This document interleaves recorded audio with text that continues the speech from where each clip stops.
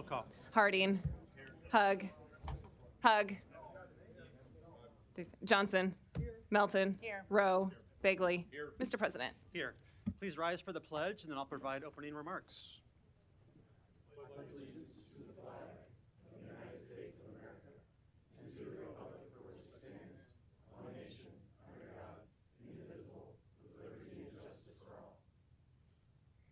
I said a few brief observations and announcements today. Then we do have a couple of items of business before we start our regular meeting with council members Harding and Rowe. I first want to acknowledge, you may have seen there was a shooting in the last hour and a half at Northwest High School. The police department responded very quickly. We thank them for that. The suspect is in custody. There has been a 15-year-old critically injured and transported to a local hospital. But the scene is secure. Police are on site and working with parents to release their kids. Several schools were on lockdown, but those lockdowns have now been lifted, and there's no further threat to the general public or to those schools at this time. So just wanted to acknowledge that if you were seeing that on the breaking news channels in the last hour and a half. I also want to acknowledge that I'm wearing an orange tie today because today is Hunger Action Day. And I want to commend the Food Bank of the Heartland for their work in this area. We need to keep in mind that 1 in 8 families in the Midwest and in the metro are food insecure, and that's their mission. They're working on that intently as we speak with a large expansion project. So I encourage you to check out foodbankoftheheartland.org, and if you're so inclined, please help them in that endeavor. I also want to acknowledge the Joslyn Art Museum. So within the last hour, the Joslyn Art Museum has reopened. We're excited about that. That's a huge asset to our community. It's free right now to go visit and see the new expansion project.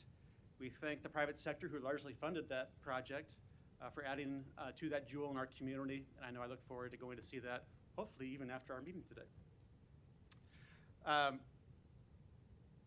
My last observation is I hope we're all watching the big debate tonight.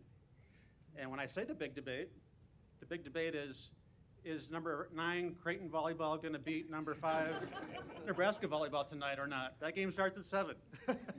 I know lots of folks are going to be watching that, including our household. So that's an important Midwestern activity that has national implications.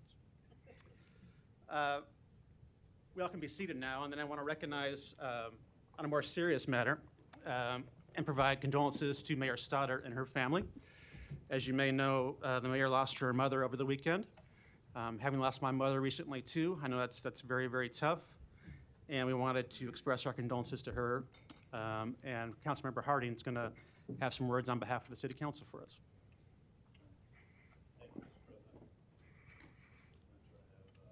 There we go. And perhaps Don should be the one doing this because surely he is viewed as a lot more reverent than I am. But please take a moment to pause and think about this. We are all very different. We have different points of view. We have different wants and needs. But we all do share one thing, at least one thing in common, and that is we all have a mom. Or had a mom, someone who brought us into this world. And some moms are still with us, and some moms, like others, have passed. And today we recognize and share in the grief of Mayor Stothert and her family with the passing of her mom, Mildred Wolf. She was a wife, she was a mother, she was a grandmother, and she was a great-grandmother.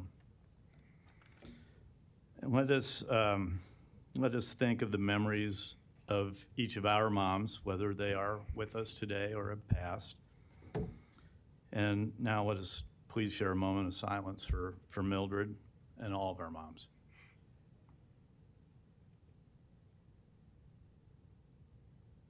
Thank you. Thank you. And now, Councilman Rowe, I want to recognize you. I know you spoke to a group who's visiting our chambers today, and you want to recognize them at our meeting. Yeah, thank you, Mr. President. Thank you, Mr. Harding, for those words.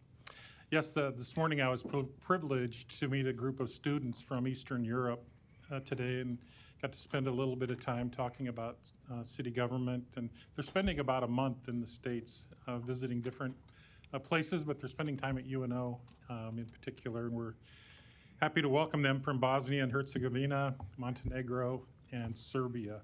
And I just wanted to say one more time, welcome to Omaha, and welcome to the City Council. Thank you.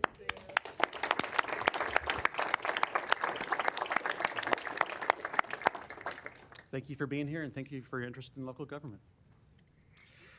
And the last item before we start our regular meeting is to recognize the Omaha Community Playhouse, who's here with us today. It's the 100th year anniversary of the Omaha Community Playhouse, speaking of fantastic gems in our community. So I wanted to give you an opportunity to tell us about what you have going on, and I think you have a performance this Friday where you're going to express the City Council's support in a proclamation. Thank you. Yes. I'm Becky Noble. I'm the Executive Director at the Omaha Community Playhouse. And I'll just say that from a humble beginning at 40th and Davenport, when we took over a cow pasture to build our first space, it was given to us by Sarah Jocelyn, to today, 100 years later, the Playhouse is thrilled to be an integral part of this community. We take our responsibility to the community very seriously, and we are grateful to have the support of the City Council and the city for the 10 productions we do a year, which keep us hopping.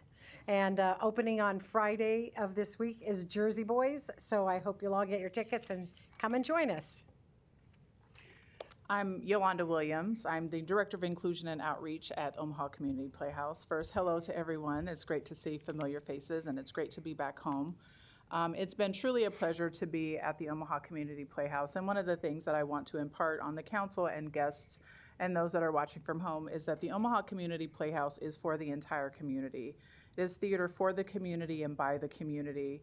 And so I am charged with really looking at the wider Omaha metro area and really making sure that all members of our community know that this is a space that they are welcome in, and we want them to be there so that we can survive another 100 years. So I'm very excited to have the proclamation and being able to share that with our patrons at opening night.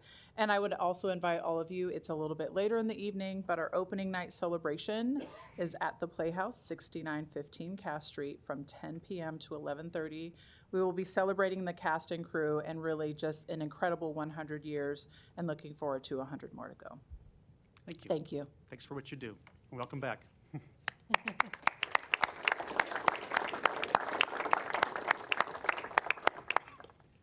Madam Clerk. An affidavit of publication is on file for the pre-council and city council meeting, and a current copy of the Open Meeting Act is posted in a white binder on the east wall of legislative chambers. Good afternoon. Welcome to the Omaha City Council. We appreciate having you all here. We look forward to hearing your testimony on our many items. I would encourage you to turn your cell phones off or at least to vibrate as we get started. And if you have any concerns in terms of hearing the proceedings, you can contact our Building Commission representative here for some listening devices. And we also have closed caption in the back of the room.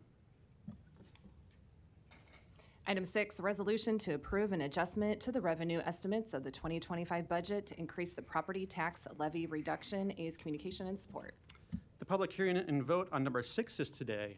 Proponents, please. Seeing none, any opponents? Public hearing is closed. Council members, on each of these budget amendment items, I'll recognize the council member who introduced the item to speak first and then go through our light progressions. And on this particular item, this was an amendment that I submitted. And as you know, every year around this time, we have what we think is going to be the tax certification, and then we get the final certification within the last couple of weeks, and that occurred again this year. And in this case, what occurred was about $1.3 million worth of additional property tax revenue as a result of that process. And what this amendment does is proposes to give that back to taxpayers to increase the proposed tax rate cut in the 2025 budget. So if this is approved, this would be the second year in a row by which we are increasing that property tax rate reduction, and it would take the proposed amount from about 3.28% to about 3.8% reduction in that property tax rate. So I encourage your favorable consideration of this. I do think property tax is a major concern at the state and local levels, and every little bit helps. I will note this item does take 5 votes for approval, so I encourage your consideration of that too. Having said that, the next slide on is Mr. Harding. Thank you, Mr. President. I'm going to make a floor amendment to this. And while I agree with your reasoning for what you just stated about the reduction in property taxes, and we have a rather large crowd here today representing the firefighters, and in my discussions, I know some of the issues that the firefighters have as some of their priorities, and that was a program successfully, I think successfully implemented, was some cancer screening.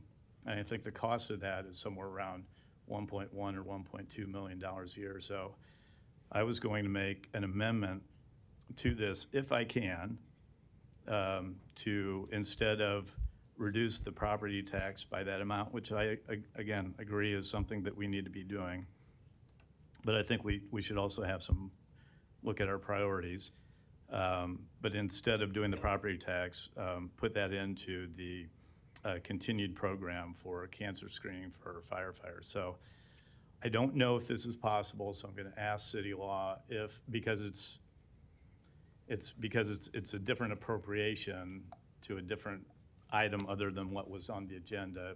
I'm going to ask Law if I can even do that. Well, and I will second the motion if we're able to do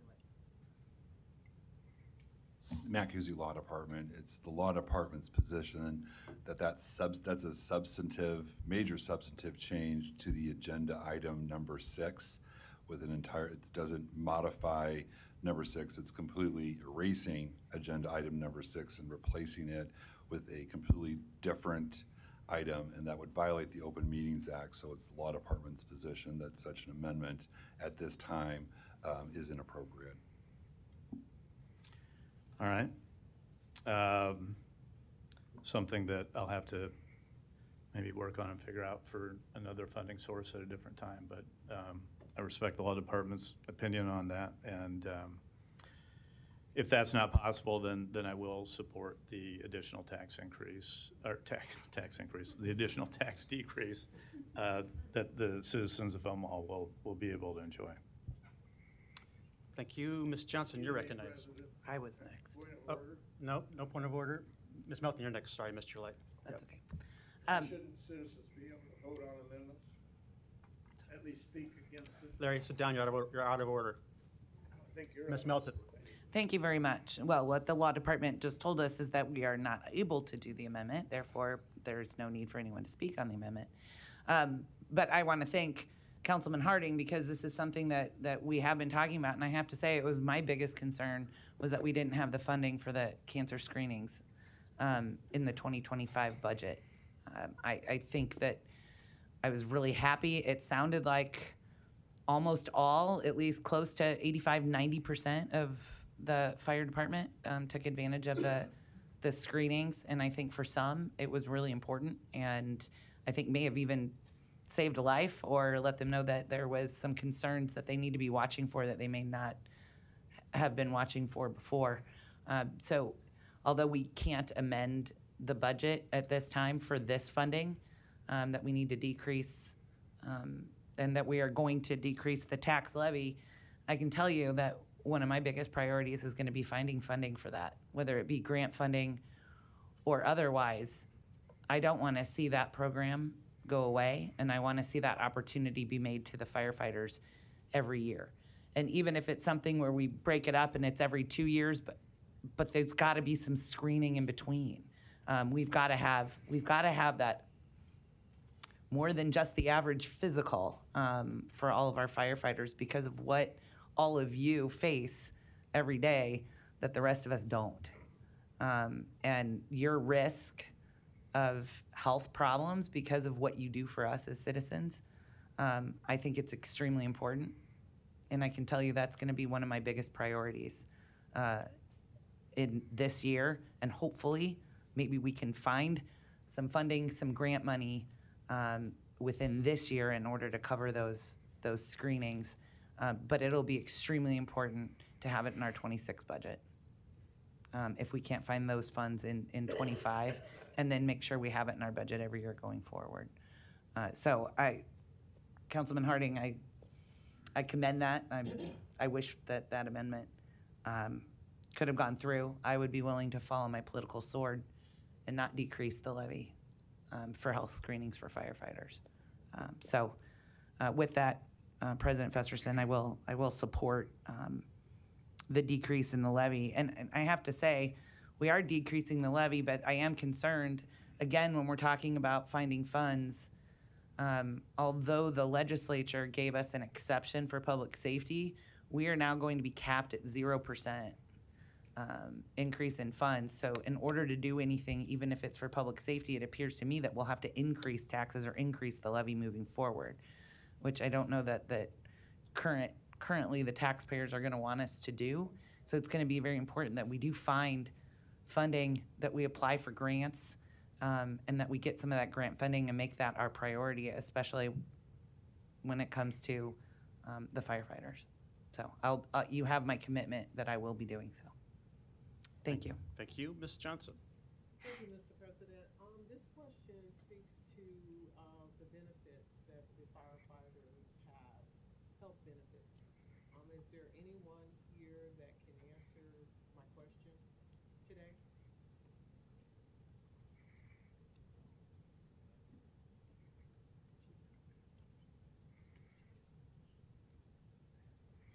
Can't hear you. So,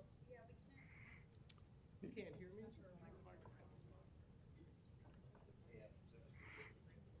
I don't operate the microphone. I'm sorry, but that's outside of my wheelhouse.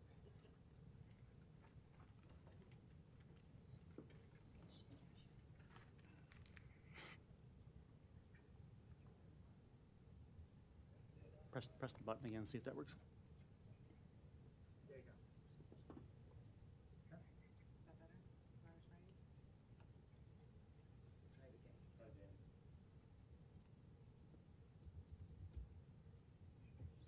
Is there anyone here that can answer the question regarding firefighters' benefits, please? Ma'am, I can give it a shot depending on what the question is. Our current benefit package. Trevor Towie, 6005 Grover Street. Our current benefit package, does it not include a screening for cancer? Yeah, that's correct. It does not. Any firefighter can go and get a normal physical. Because of some of the things that we're subjected to, your normal insurance won't necessarily cover certain screenings. It's always determined on your age, necessarily. We know that we require additional screenings because of the things we're subjected to. Therefore, insurance doesn't always cover it. Thank you. You're welcome. Next question, is there a way for us to shop around and look at other insurance companies that do include that as a benefit? So as the firefighters, we operate our own healthcare trust. And in doing so, we often are looking for direct contracts with healthcare facilities that will provide the certain physicals that we need. The reference that your colleagues made to providing the healthcare screenings is a program that we had last year, and we partnered with the fire department and Think Healthcare to provide a comprehensive healthcare and cancer screening to every firefighter. And we're looking to do something similar to that again. I'm working with both those agencies as well as some outside sourcing that can hopefully drive that price point down and get to a place where we can agree to make that investment and provide the physicals and the healthcare screenings that firefighters need. Thank you. You're welcome. Thank you, and I would just add, we did discuss this in Public Safety Committee meeting this morning together with the chief, and we're all in agreement. This is very important, and we did discuss some possibilities in terms of funding this morning that we look forward to pursuing as well. There are no further lights. We need a motion and a second on the property tax rate reduction. Motion to approve. Motion and a second. No further lights. Roll call. Harding. Hug. Johnson. Yes. Melton. Yes. Rowe. Bagley. Mr. President. Yes. Motion passed 7-0. Council members, without objection, Mr. Hug, I think, would prefer to have number 7 moved down on the order of the agenda. Is that true? Yes, please. As the introducer, I would suggest we move that back down to after number 11, without objection. Could we, thank you. If that's not a problem with the council members, I think it's, the reason is he is expecting a supporter to be here to speak to it who's not here yet. Is that correct? Correct. Okay. So without objection, we'll do that and move to the next item, which is number 8. Item 8, a resolution to approve a revision to the 2025 budget to increase the general fund and parks by $50,000 for the Autumn Heights subdivision and tree removals. Public hearing and vote on number 8 is today. Proponents, please. Seeing none, any opponents? Public hearing's closed. Ms. Smelton, you're recognized. Thank you very much. Okay, now, okay, I was thinking my microphone wasn't working, thought it was spreading. All right. The reason I did this last year, I appropriated the $50,000 to parks to clean up Willowwood. Willowwood is a neighborhood with large common areas that over time just needed an extra boost to maintenance. It just got to the point where our parks department couldn't take care of it.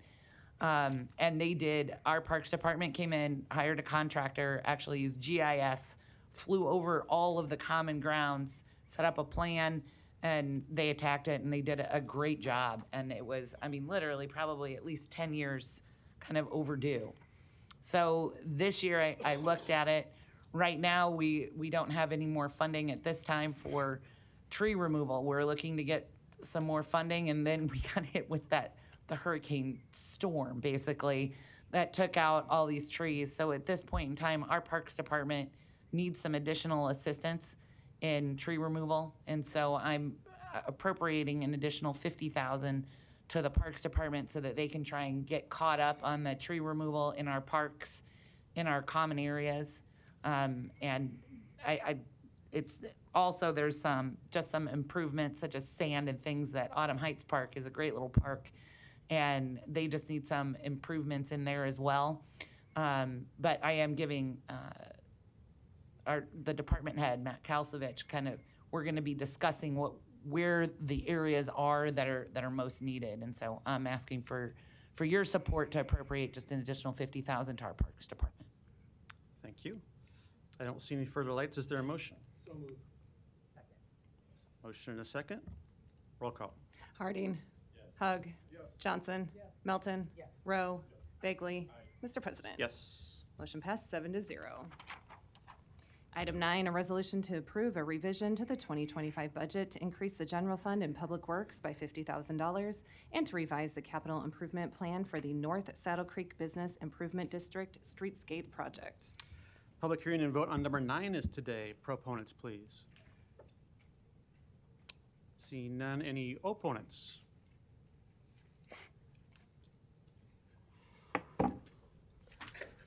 Luis Jimenez, 2709 Dewey Avenue. Hello, council members.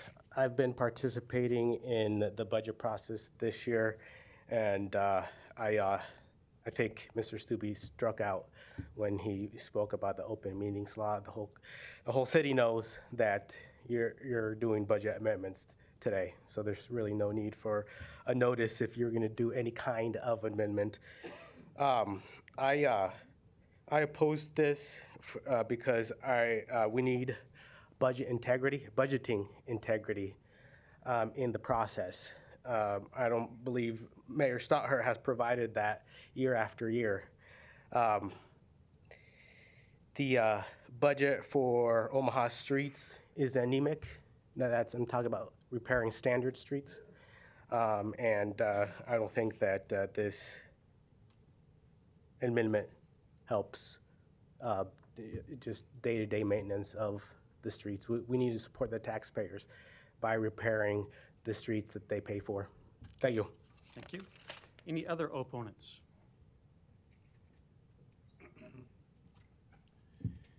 Larry Storr, 5115 Lafayette Avenue, Omaha 68132. I'm opposed because I don't see anything being done what is being done is kind of suspicious to me. I drive that area quite often, sometimes 3 or 4 times a day. And that whole area in there, not just that small stretch of North Saddle Creek, is a mess. I don't see the city doing anything about it. The homeless, the streets, neighboring zones, even the apartment buildings. But on North Saddle Creek Drive, you can go up on one side of the street, something's getting done. On the other side of the street, it is not. There are businesses that all of a sudden have closed their doors on one side of the street, but not on the other. And there are some junkyards doing automobile repair or whatever on one side of the street. Nothing's being done with them. A scrap metal place, nothing's being done with them. Coffee shop closed. Car wash closed. What's next? The business around the turnaround roundabout that doesn't really work very well, but nothing on that south side of the street. So if you're not going to do it right by blighting it, I think that's the next step. You're probably going to blight it and build up more new high-rises so you can't see the scout. But $50,000 isn't going to be enough. That might cover striping the street, the curbs. That's about it. But what about all of the junk in that area? This is not the only part of Omaha where that needs to be clarified. Business Improvement District has not been explained to this public. What does that mean? Flower pots? That's not going to cover up the mess. Thank you. Thank you. Any other opponents? Seeing none, public hearing's closed. Council members, this is an item that I introduced. It is part of a $6 million renovation of the North Saddle Creek Business District that is well underway. We're on track with all of our public meetings being very positive. A zoning overlay meeting discussed just last week with all neighborhood residents and businesses. We've raised over $3 million in private funds to match these city funds to have it be constructed spring of 2025. So this just assures that occurs, and I would encourage your favorable consideration of this item. Second. There's a motion, a second to approve. Roll call. Harding. Hug. Johnson. Melton. Rowe.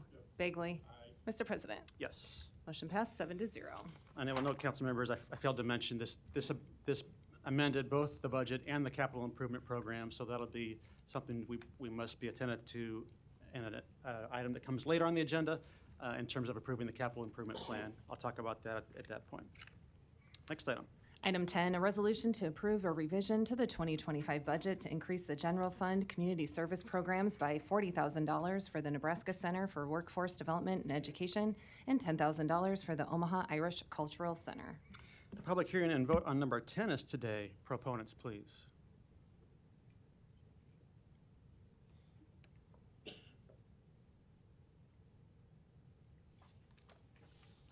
My name is Ed Fogarty. I'm president of the Omaha Irish Cultural Center.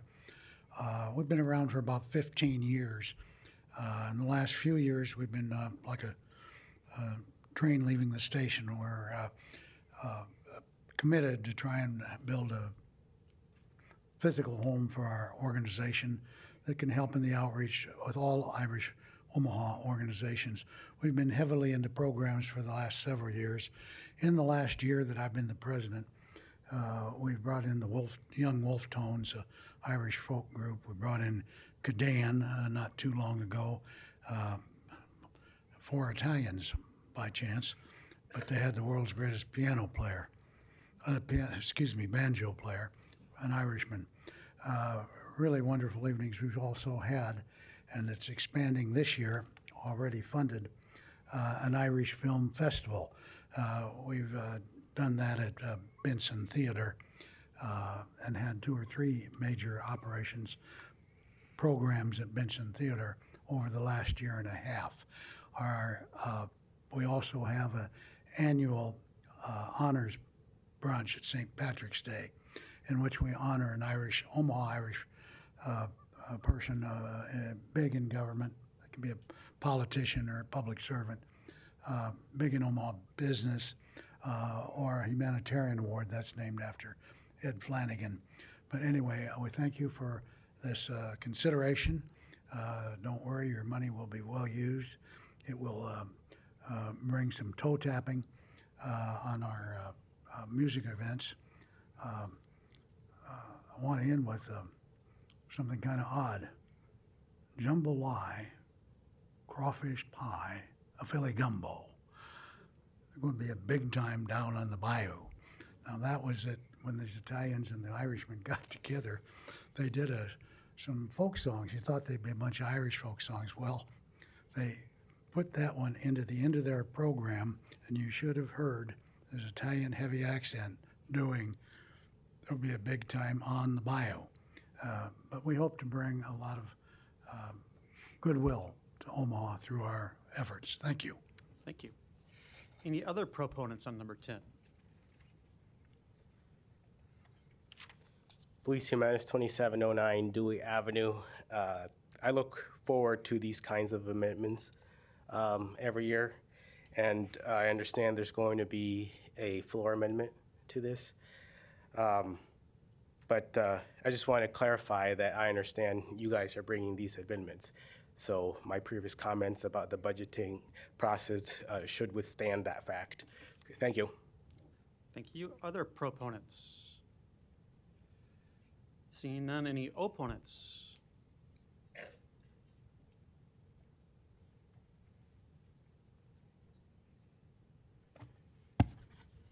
Vecchio, 6001 Grover Street.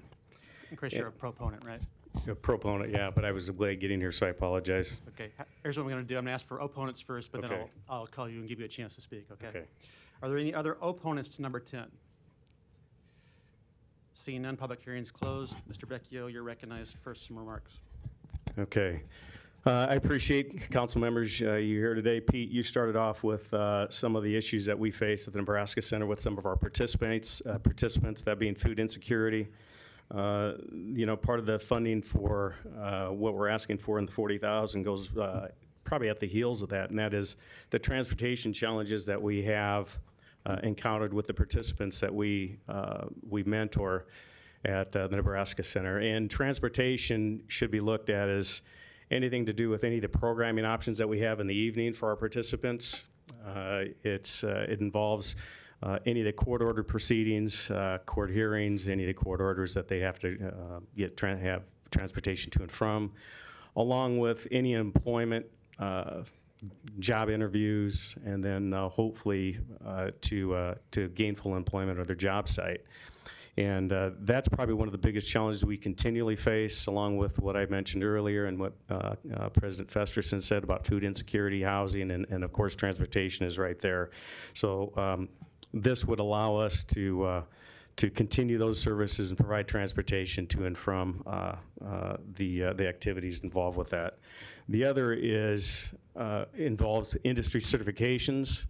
And you know, the participants that we mentor are trying to get them involved in the skilled trade positions, and to increase their employability or their chances of employability and their skill set, we offer these types of certifications through the National Safety Council, where we have OSHA 10 training, CPR, first aid, forklift training, aerial training, which really does help increase the skill sets or upskill some of the ones that have these skills itself to really increase the employability or the opportunity for employability. So we believe that this gives them a leg up against the competition when we have others coming in, they're trying to challenge the opportunity that they have for really nailing down a job interview.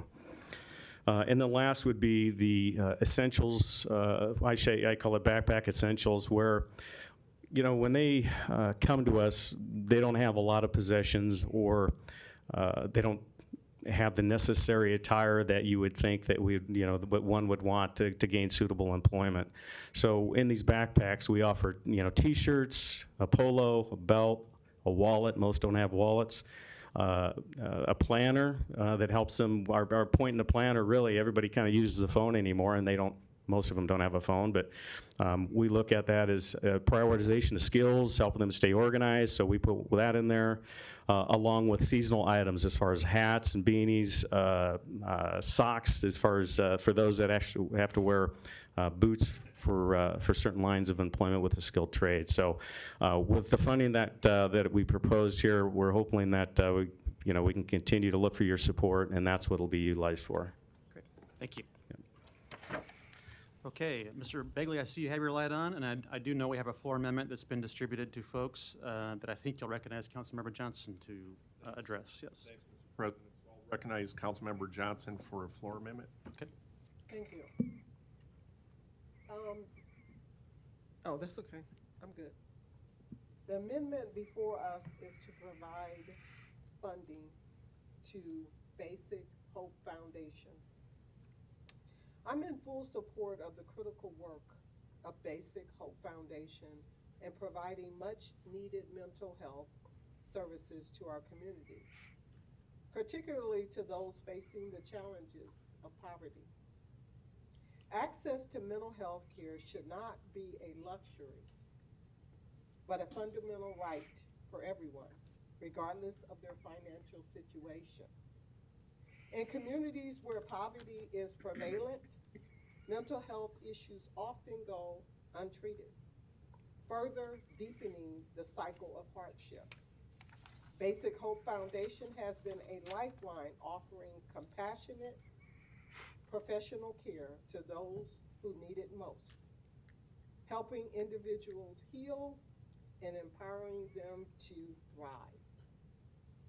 By securing funding for this organization, we are not just investing in mental health care, we're investing in the overall well-being, stability, and future success of our community. I urge decision makers to prioritize this essential service and ensure that no one else or no one is left behind in their time of need.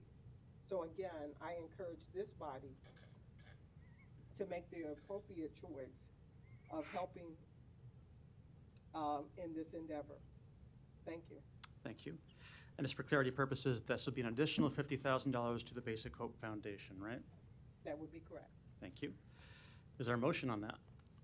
Mr. President, is this a motion on the floor amendment, correct? Correct. Thank you. I'll make a motion to approve the floor amendment. There's a motion and a second on that amendment.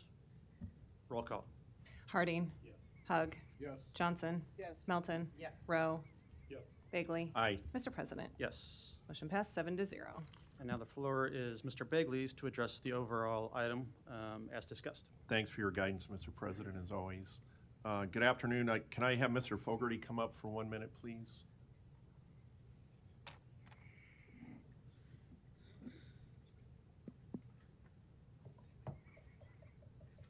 Yes, sir.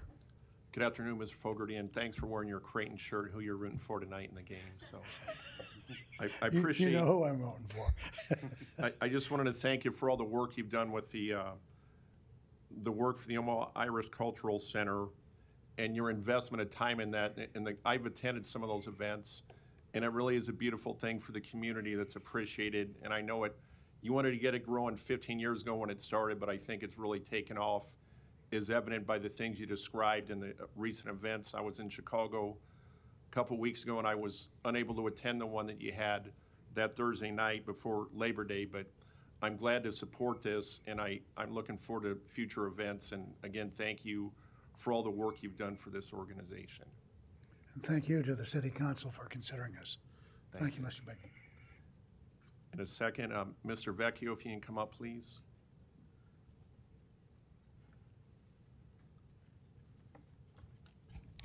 Thanks for coming down today and for the work for the Nebraska Center for Workforce Development and Education. With the room full of people here and people out listening today, you did a great job of describing the simple things that people in this room take for granted.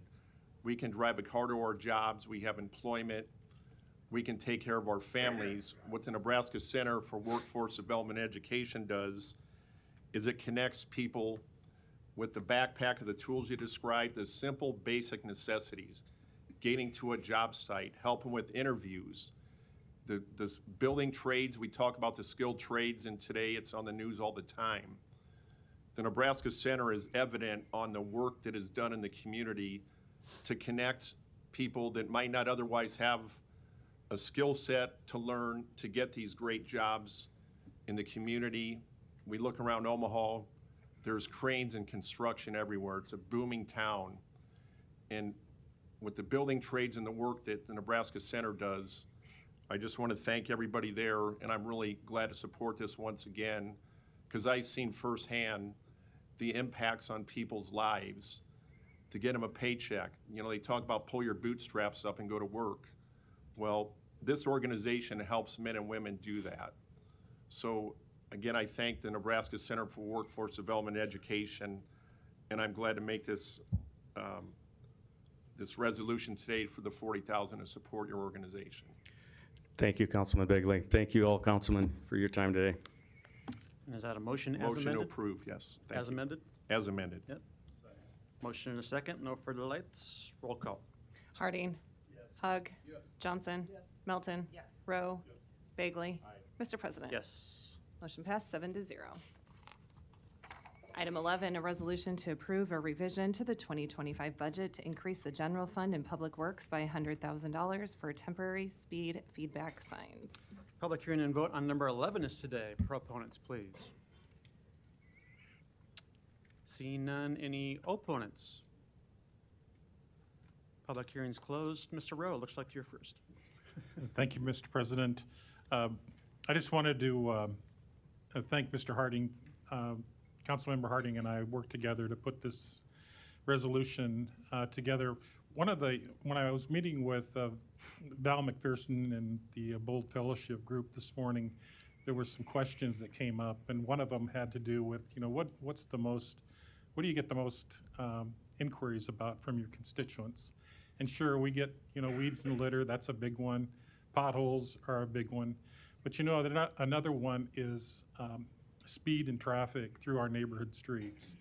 And so what our hope is that by deploying these devices, it's that, and you're all familiar with them, it's that little radar signal that tells you when you're going over 25 miles an hour or whatever the speed limit is. And it's just a reminder when you're going down one of those neighborhood streets to pay attention and check your speed. And we have those in our inventory, but we felt like we needed more to deploy throughout the whole city, not just District 5 and District 6, but throughout the whole city. And so that's why we propose this amendment today.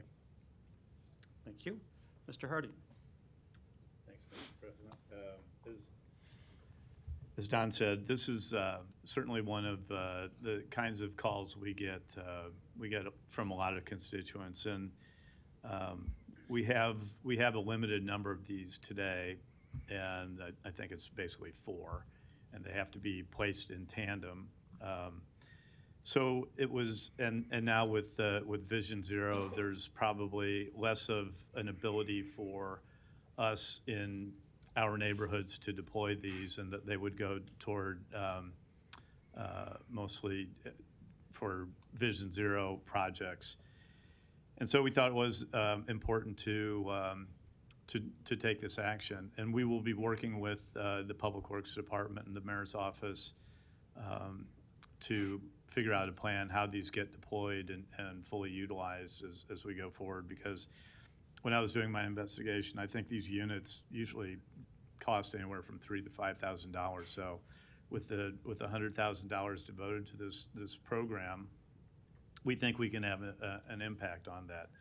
And I wanted to just kind of back that up by saying that last year, part of my kind of other budgetary accounts amendments to the budget was to Drive 25, Keep Kids Alive. So safety in our neighborhood streets is a really important, something that's really important to me, and I wanted to make sure that We continued those efforts to make our neighborhood streets stay safe, so our kids can play in their neighborhoods and not have to have some of these concerns. So I would appreciate your favorable consideration on this program.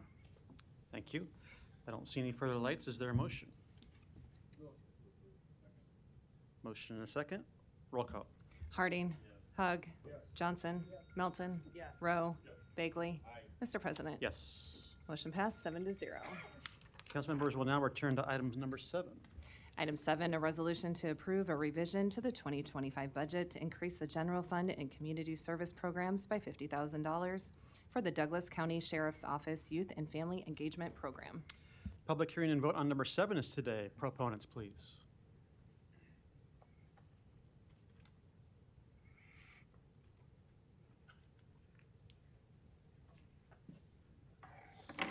Thank you very much.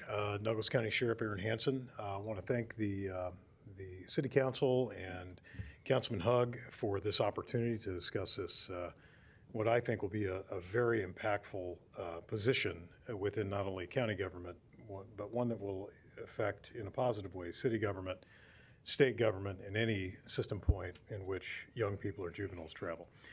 In the summer of 2023, the Douglas County Sheriff's Office, in partnership with Avenue Scholars and Metro Community College, we put on 2 credentialing courses. There was a group of 7 youth in each one. They were ages 17 to 21 years of age. And the job was the goal was to get them out of this 4-week credentialing college with either a micro-credential or a marketable job skill. One was cell phone repair, mobile device repair, and the second was a construction trade primer.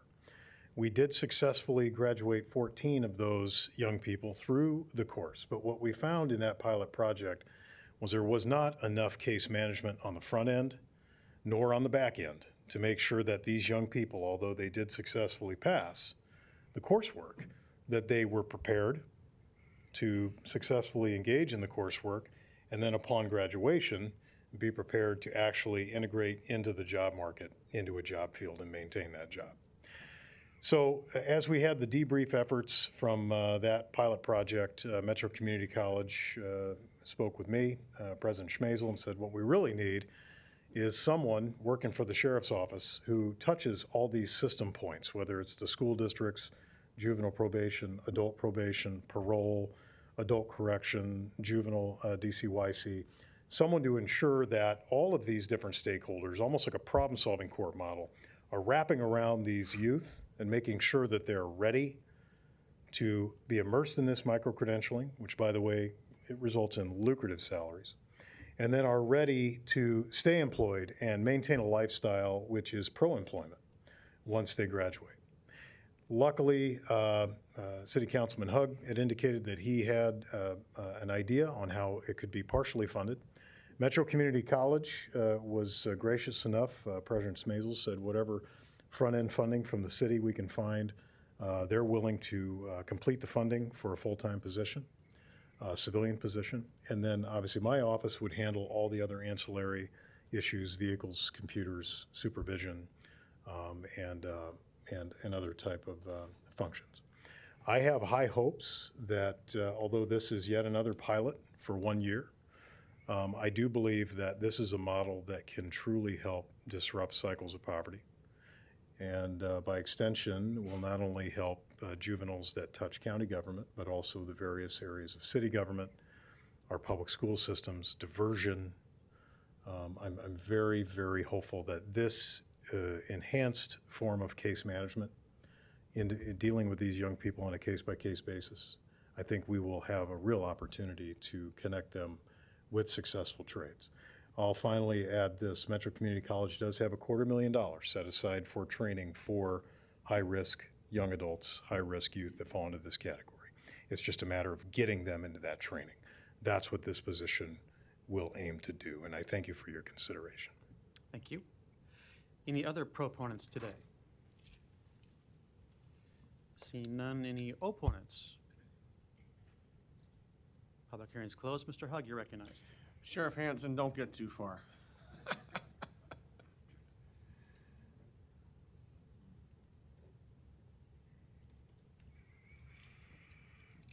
Sheriff Aaron Hansen, 3601 North 156. I just want to have you answer, for the benefit of everybody that's here, to hear what I've heard for the past several months. And it's the intent to place individuals that may have been forced to leave OPS school system or other school systems, individuals that may be already in the system, so to speak, for some criminal offense, and to try to funnel those individuals into this program has a diversion to their current path that they're on. But it's not just to stick them in there, it's to prepare them and to make sure that they have this, that their mind is in the right place, that they understand they're getting an opportunity. Am I misspeaking here? No, you're nailing it. That's exactly the goal. But then also, if you are a part of the system, if you are involved in supervision of these young people, you better be ready for some sunlight as well, because we're going to want to make sure that everyone involved in the system understands that they have to do their part to make sure, especially for system-involved youth, that we have a plan. How will this youth get to the training? Will they get 8 hours of non-medicated sleep the night before the training? Who's going to make sure, along with this coach, mentor, this family outreach specialist, who's going to also make sure that these individuals are behaving while in the training? Because they're not going to be in their own specialized groups. They're going to be integrated in with traditional MCC students, which actually the data shows you, the studies show you, that's the best way to get positive results out of high-risk, middle-risk kids or trending kids. You don't put them in with other high-risk kids. If you integrate them with other average kids that are not high-risk, mid-risk, then you'll end up, they'll assimilate to those groups of kids better.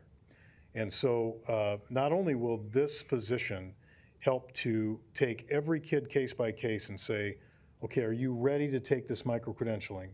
And we're not going to shoehorn you into one type of micro-credentialing. We're going to give you real ownership on the way your life rolls out. But we're going to make sure they get plugged in when they're ready. And part of them being ready is this mentor making sure that everyone else around them is ready, and then making sure that they're successful. We're not just going to high five and check a box once they graduate. We're going to make sure they actually integrate into the workforce successfully as well. Okay, thank you. Anything else you want to say before I'll let you go leave? Thanks for letting me leave. I just appreciate this. I think that this will, everything we learned from Pilot Project 1, we can use to improve for this project number 2. And I have all the hopes in the world that we will truly find a way to disrupt cycles of poverty and crime in our community. Thank you, Sheriff Hansen. Thank you. Is there a motion? So moved. Second. There's a motion to approve and a second. Roll call. Harding. Yes. Hug. Yes. Johnson. Melton. Yes. Rowe. Bagley. Mr. President. Yes. Motion passed 7-0. Item 12, a resolution that should the city not receive the SAFER grant to fund 18 additional firefighters in the 2025 budget, that $1.2 million will be appropriated from other sources. Public hearing and vote on number 12 is today. Proponents, please.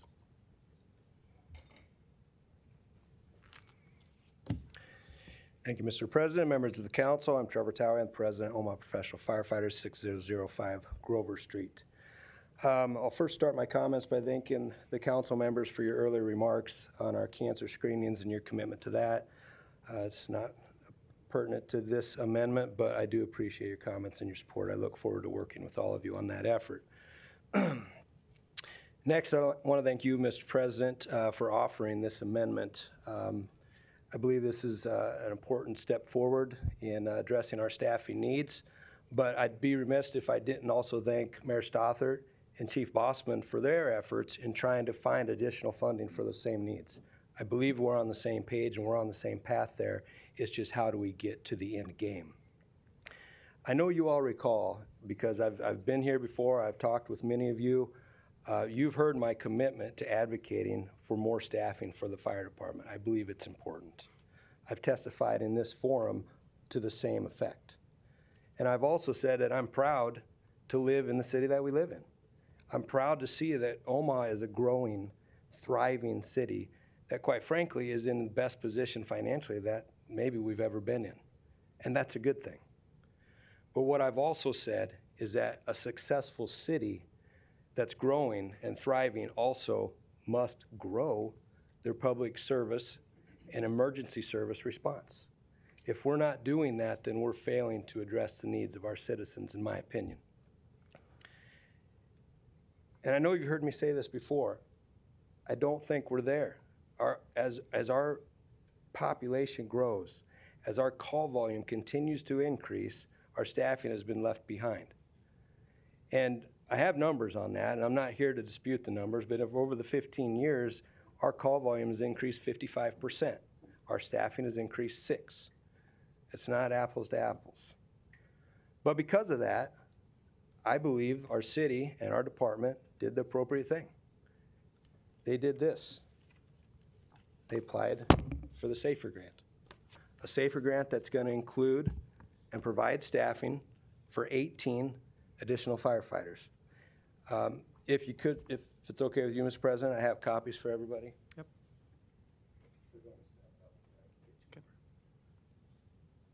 I think that's important information to understand that we both agree that there's a need here. And I'm going to quote some of the areas later, but I'm glad that this application was submitted. I encouraged it to be submitted. I helped them with the effort, and I hope we get it. Because what I know is since 2021, myself and many of the firefighters behind me have heard that we're going to reinstate Engine 2 in our downtown fire station, an engine that was there over a decade ago, but was removed because of budget cuts. We were going to reinstate that. Well, it didn't happen. And in 2022, we were told that we were going to get a grant and we were going to put it in service. That didn't happen either. In 2023, we applied for a grant with that same effort in mind. Put Engine 2 back in service with the firefighters and allow for enough staff to place an additional medic unit in Northwest Omaha. That grant was rejected. And here we are again in 2024. We've submitted that same effort again. We got to have some backup plans. We got to have some commitment that if that grant's not received, we're going to prioritize public safety in this town. And I got to say, what has happened, all those things that didn't happen, that Engine 2 didn't get put back in service, but meanwhile, our call volumes keep going up. And our call volume has went up 5.2% every year, and we're expected to make 80,000 emergency calls in 2025. These aren't my numbers. These are numbers that are included in that grant. We need to address the issue, and we need to prioritize it and codify it. And that's all this amendment does. I agree with most everything in here. And I agree with it because the need exists. The guys behind me, many of them work downtown at this fire station. 20 runs a day is not uncommon, but it's not sustainable, it's not healthy, and quite frankly, every fire station that I go in, that's the number one concern that I hear. That's not an exaggeration. I wish all of them would come up and tell you this, but they're not going to. I agree with everything in this grant because of what it says. And when asked why we need additional staffing, it says, and I quote, "The steady increase in call volume has had a substantial impact on both our crews and our service delivery. Not only has this impacted the mental and physical well-being of our crews, but it has impacted the service we provide to our community and our ability to achieve the standards outlined in NFPA 1710. Adding an additional engine to serve in Battalion 1 and, which is downtown Omaha, and an additional medic unit to serve in Battalion 7, which is Northwest Omaha, would allow us to continue to achieve the highest level of service delivery possible while also directly supporting and positively impacting our first responders. As you can see, this comes from the grant that I offered you for review, and it's my sentiments too. We are on the same page here. What I'm asking for, and this is why I support this amendment, and I appreciate President Festus for bringing it forward, it codifies the need. We need a backup plan. In my business, we have a backup plan. We got SOPs.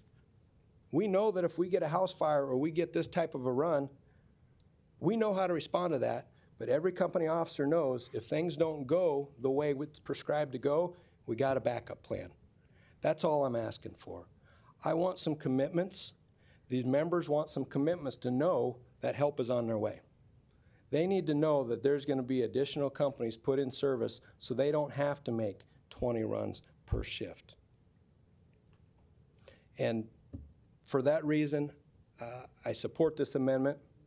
I appreciate your time. I appreciate all of the conversation that I've had with each one of you this week. I appreciate your favorable consideration, and I hope that we will prioritize public safety in Omaha. Thank you. Thank you. And as Mr. Towie suggested, I don't think everyone here in a red shirt's testifying, but I can suffice to say you're probably here as proponents, so if you just want to raise your hand if you're a proponent and don't intend to speak. All right. Thank you. Now, other proponents who intend to speak. Luis Jimenez, 2709 Dewey Avenue. I support this resolution. It's not an amendment to the budget. It's a resolution. I think we would all benefit if you can clarify which recipients of funds have to apply for a grant with the mayor once all these amendments are approved. I think that would be some good housekeeping. Or you can send them a letter so that they don't miss out on the funding that you are awarding them. Thank you. Thank you. Other proponents?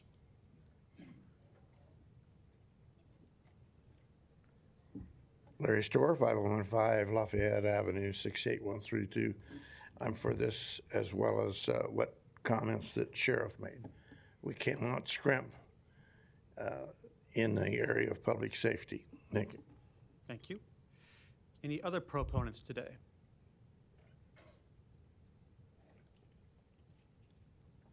Hello, Kimara Snipes, KIMARA SNIPES. My address is 1729 South 12th Street. My condolences to the mayor. That is something we all have in common. And something else that we all have in common is that we all live in neighborhoods. As someone who has lived in a racially and ethnically concentrated area of poverty, the fire department is often the first one to show up. And so I stand in support of this myself. Thank you. Thank you. Any other proponents today? Seeing none, any opponents?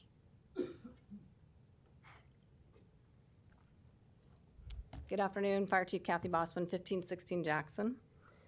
Thank you, President Festerson and members of the City Council. I will begin by stating the Omaha Fire Department is budgeted and staffed appropriately for 2025. It is my intention as Fire Chief to find the most fiscally responsible way to grow the department. This is a collaborative relationship between fire management, the mayor's office, and the finance department to fund and staff the department at our target of $142 million, which includes 2 recruit classes scheduled to occur this year. We will be having a lateral class and a traditional fire academy within the next 8 to 9 weeks.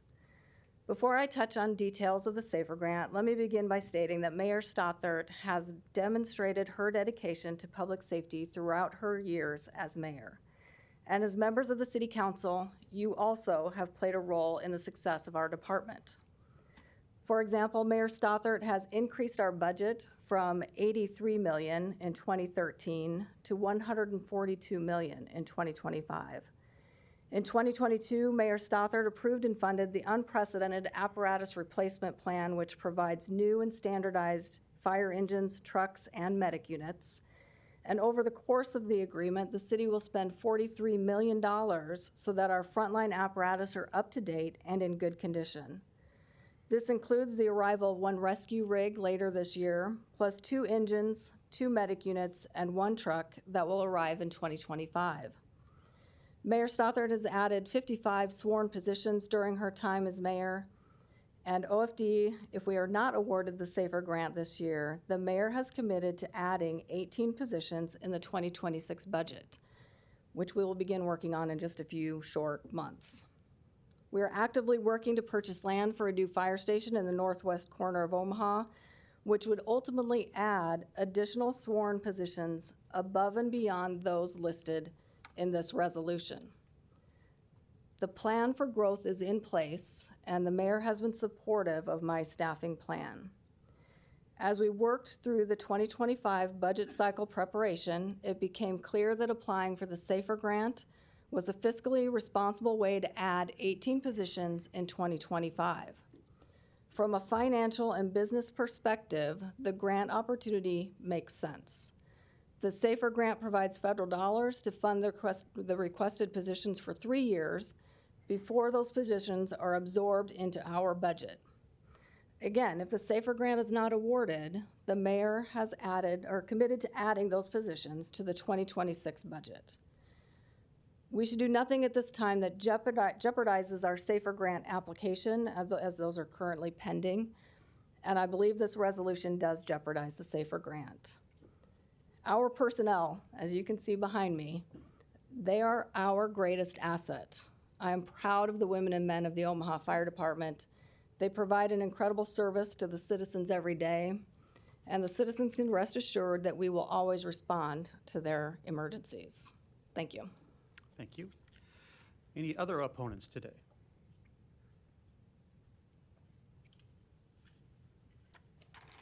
Good afternoon, Mr. President, members of the City Council, Thomas Warren, Chief of Staff, Mayor's Office.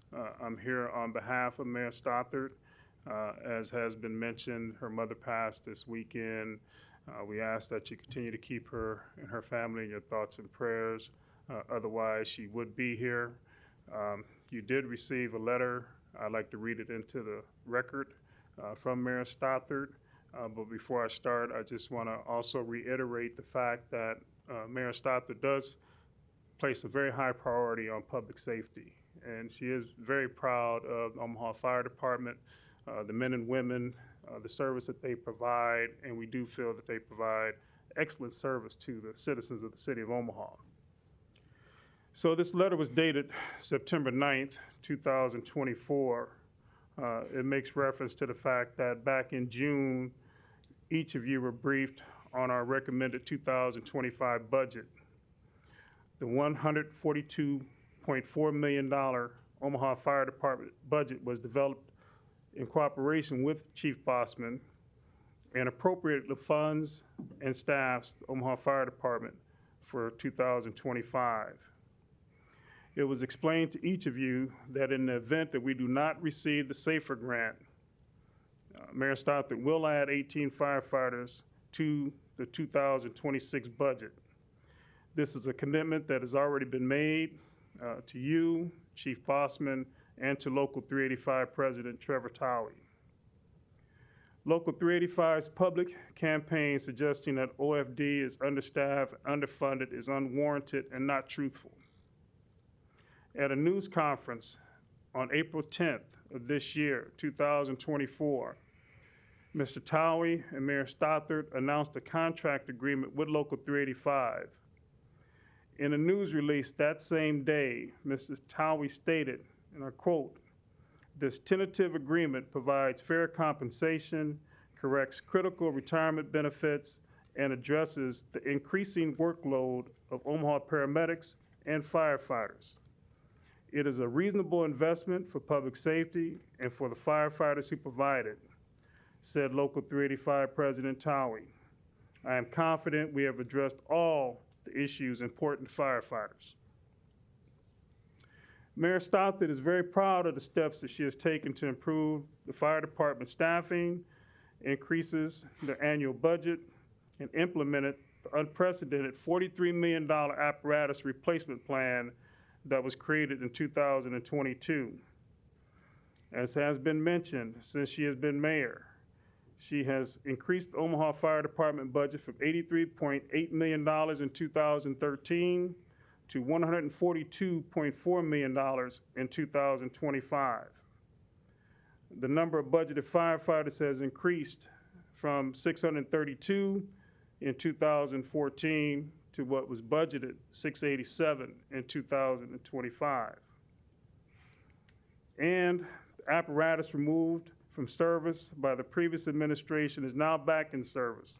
Truck 53, also Medics 78, Medic 2, and Medic 25. As Chief Bossman mentioned, we feel that the budget resolution that you are considering will jeopardize significantly the SAFER grant application. The resolution states that the council will appropriate $1.2 million from other sources if we don't receive the grant. There are two ways to do that: reduce the budget allocation from other city departments or raise our levy. Mayor Stothard will not support raising taxes, as it seems inconsistent that you would consider this as an option since you just voted to reduce the levy from our recommended 3.3% to 3.8%. Cutting another department would certainly have an impact. In a meeting last Friday, Mr. Towery suggested that she take money from the Omaha Police Department since they are not at full strength. She will not support that option either, and I doubt that you will. It was also suggested that we take $1.2 million from the cash reserve. This would violate our city charter. We must also consider the requirements of LB 34, the cap on city spending recently passed by the legislature. Even with the public safety exemption, we can only exceed the cap if we raise property taxes to pay for the additional firefighters rather than wait until 2026. Mayor Stothard feels that the resolution is ill-advised for these reasons, and she reiterates that it's the responsibility of Chief Bossman and the management of Omaha Fire Department to determine the appropriate staffing levels. Thank you, and I'm available to answer any questions that you may have. Thank you. Any other opponents today? Seeing none, public hearings closed. Council members, as the introducer of this measure, I'll have my remarks first, and then we'll see if there's other lights.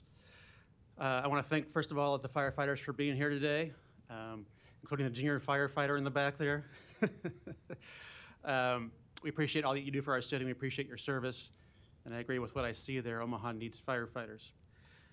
And I appreciate President Towery bringing this to our attention. And it's certainly no disrespect to Chief Bossman in our conversations about this. Of course, she'd like to see a strong fire department and make sure we have the resources that we need to run effectively and to protect public safety. But it is an acknowledgement of a budget concern that I frequently do have when it comes to public safety, which talks about budgeting and authorized strength versus actual. We have a major situation in the police department in that respect right now, and have for several years, where we budget authorized strength, but in reality, we're nowhere near that authorized strength in our actual numbers. And I'm concerned that could be the case here in 2025 when we talk about the fire budget, because the proposed budget, as has been mentioned, authorizes 687 firefighters, but it's dependent upon receiving the SAFER grant to achieve that number, which would add 18 firefighters to that total. So like everyone, I hope that grant does come through, and I'm glad we applied for it, and I appreciate all those that were involved in putting that together. But it's been 2 years now that we've tried that unsuccessfully, and I'm concerned what would occur if that does not happen again this year. My understanding is from our conversations this morning that about 2/3 of that SAFER grant funding has now been awarded throughout the country, and with the exception of a small community in Missouri, no community in the Midwest has yet to receive that. So I don't know if that's good or bad for our application, but it does sound a bit concerning. And so I think having some kind of contingency in mind or some kind of commitment in mind is appropriate. And I think it is warranted. As we heard, call volumes are up. Staffing has not kept up with those call volumes. The additional 18 firefighters could put additional current rigs into place right now and then prepare us for the proposed Station 70 in Northwest Omaha in 2026. And it's my concern there's a timing issue there as well, that should that station be prepared in spring of 2026, and that's what the budget says, if we don't have some kind of additional classes in 2025, these 18 firefighters specifically, how are we going to staff that station when it does open in spring of 2026 if we're waiting to 2026 to address this item? So that's part of my rationale for wanting to introduce this today. I do also want to address the issue of the possibility of, or the perception of supplanting, or the possibility of diminishing our chances for the grant. None of us want to do that, of course. So in my conversations with the law department, and Mr. Indabosh in particular, who drafted this resolution, I asked him to draft it in a way that we felt would not cause that situation. It would not diminish our chances for the grant, and I think this does this. And that's why this resolution does not actually amend the budget, but it does confirm and reaffirm our support that should the budget, or should the grant not come through, we're committed to finding some way to address this class in 2025, which I think is very important to do. And there's more than just two ways to do that. It doesn't have to be a tax increase. It doesn't have to be cutting a different department. In all likelihood, it might be from increased sales tax revenues. We've had $8 to $10 million carryovers every year for the last 5-6 years. They give us some flexibility to address things like this along the way. But it would also not be against the city charter should we need to access the cash reserve. The cash reserve is there expressly for things that include the unanticipated loss of revenue. And certainly not getting the grant would be an unanticipated loss of revenue because that is budgeted right now. So there are options should this not come to fruition. And all we're saying today is we're committed to those options in 2025 and can revisit that in early 2025 to get this moving in some fashion if we had to. So I'll end my remarks there at this point, but may have additional ones depending upon remarks and if Mr. Talley feels he needs to add anything additional to what I said. So at this point, I'll recognize Mr. Begley. Thanks, Mr. President. Thanks, everybody, for being here today. I got a couple questions for Chief Bossman. Good afternoon, Chief. Good afternoon. Related to the SAFER grants, so walk me through the last 3 years in respect to those grants. In 2022, did we apply for the grants in 2022? I believe that was the year that no application was submitted. Okay, And we applied in 2023 and did not receive the grant award. okay. And when were you notified in 2023? If my understanding in researching this, I think they make a decision by the end of September or early October, is that correct? They start awarding the grants in September. We did not hear last year until later into the fall. It was end of October, early November, I believe, before we received a rejection letter.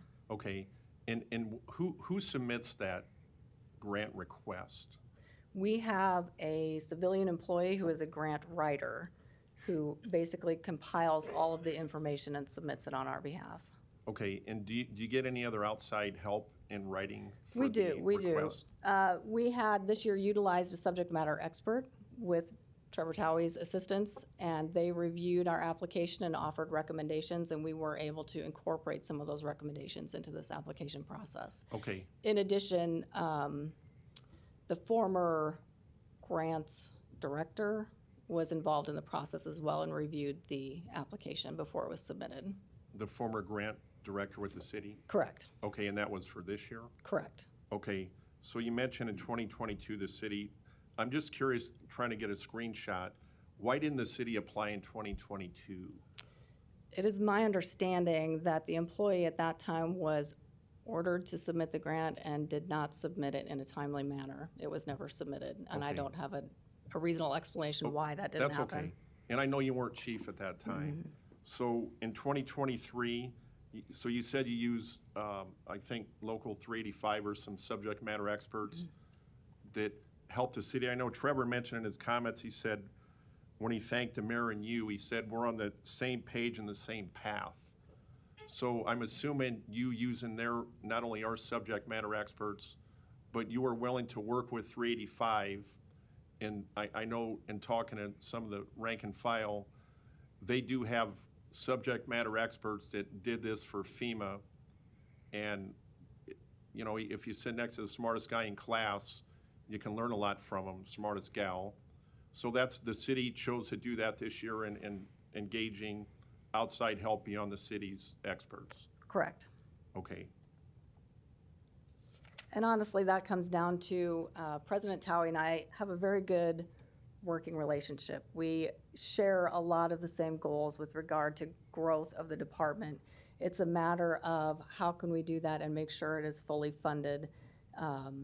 The decision was made to go with the SAFER grant, and right now we just don't want to jeopardize that grant application process by showing that the city's committed to finding funding. Okay. Thanks, Chief. I'll hold my comments for some more questions later. Thanks, Mr. President. Thank you. I don't think I've seen any further lights. Okay, Ms. Melton. Oh, sorry. You gotta hit the button, don't you? No, I mean, I think everybody sitting up here is absolutely committed to this. In fact, I've been on the council since 2013, and I have approved every single budget increase for the fire department, increasing the budget by $58 million since I've been on the city council. One of my goals was to make sure that we had the trucks and new trucks in service, so we weren't driving the old trucks. I fully supported the additional $44 million.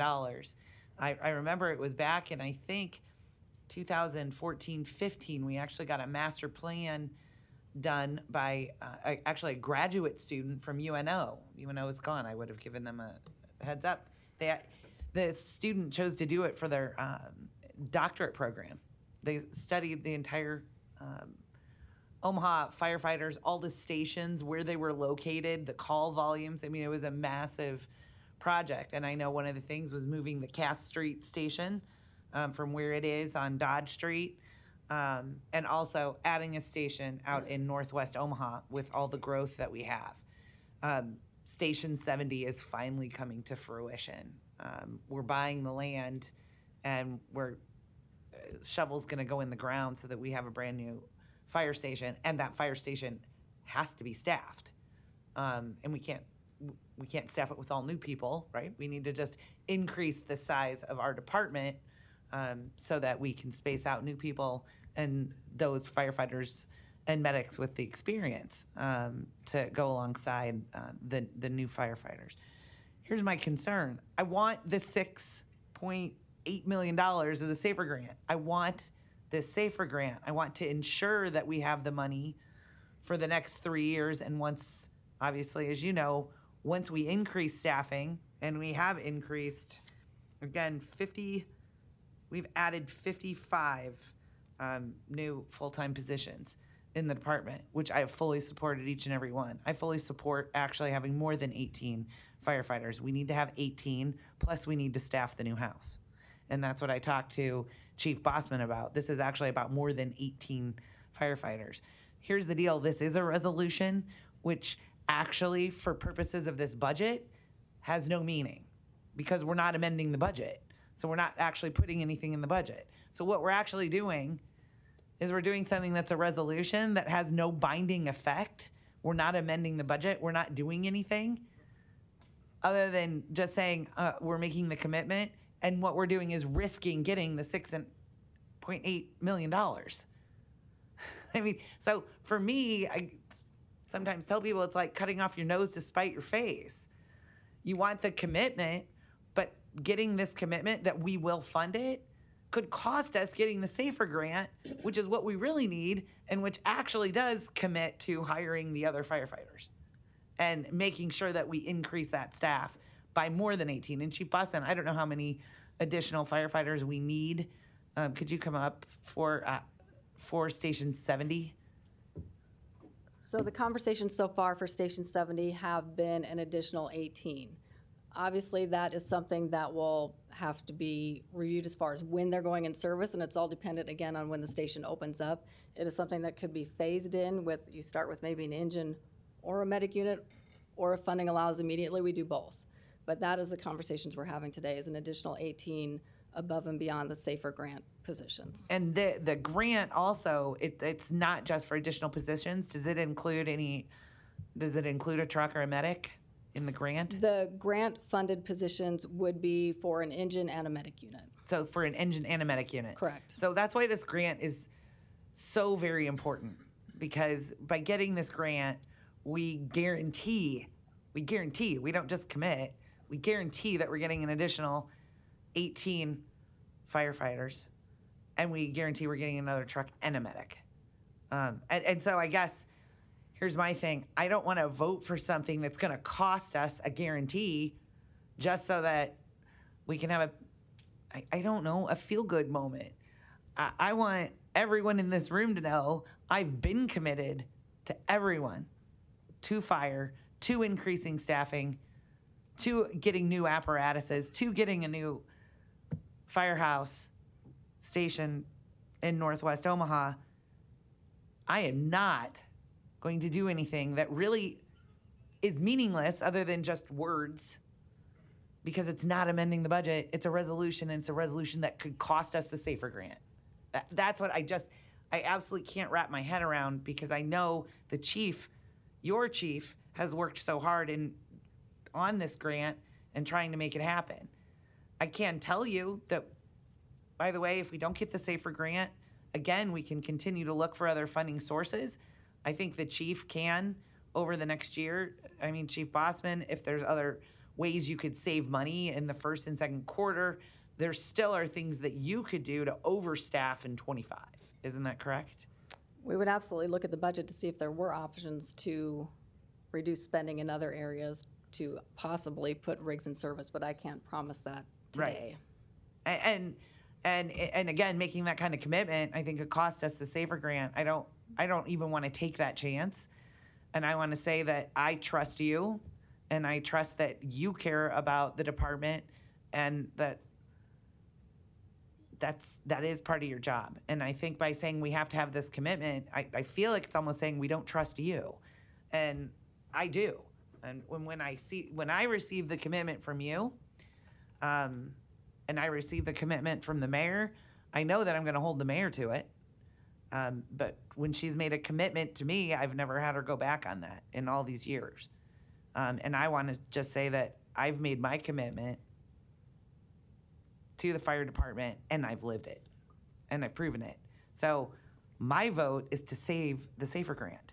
My vote today is to try and ensure we get the SAFER grant.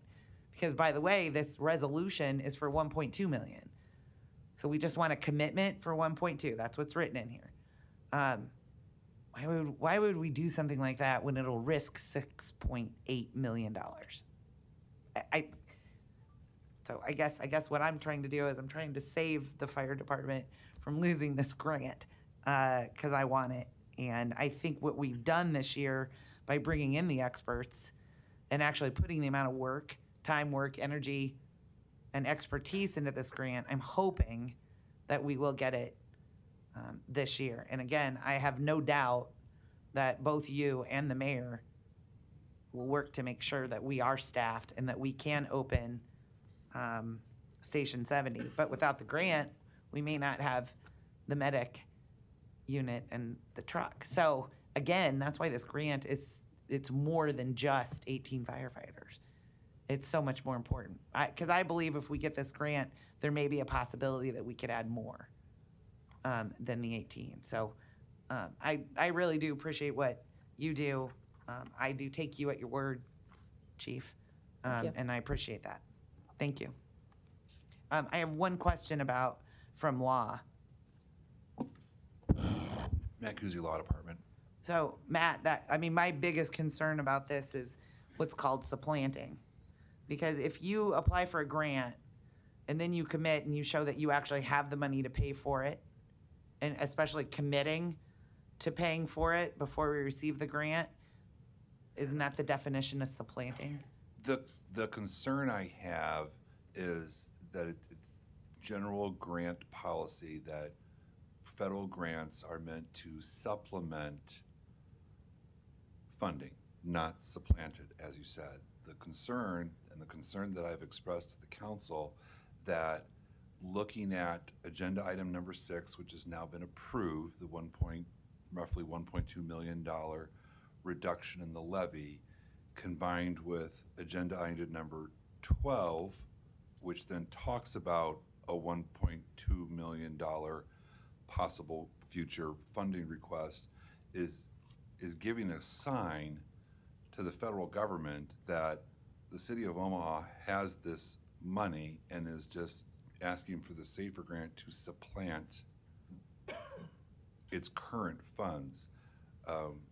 Regardless of how the council votes on agenda item number 12 or whatever outcome comes of that, my concern is the mere fact that agenda item number 6 and agenda item number 12 in the totality of circumstances appearing together has a very, I believe, good likelihood, possible likelihood, I can't speak with any definitiveness, nor can anybody in this room, that can endanger the SAFER grant with those two together. Standing alone, I think the chances are less concerning, but putting those two together and in the context that they're in, that places the SAFER grant in jeopardy based on it being that we're supplanting funding rather than supplementing it.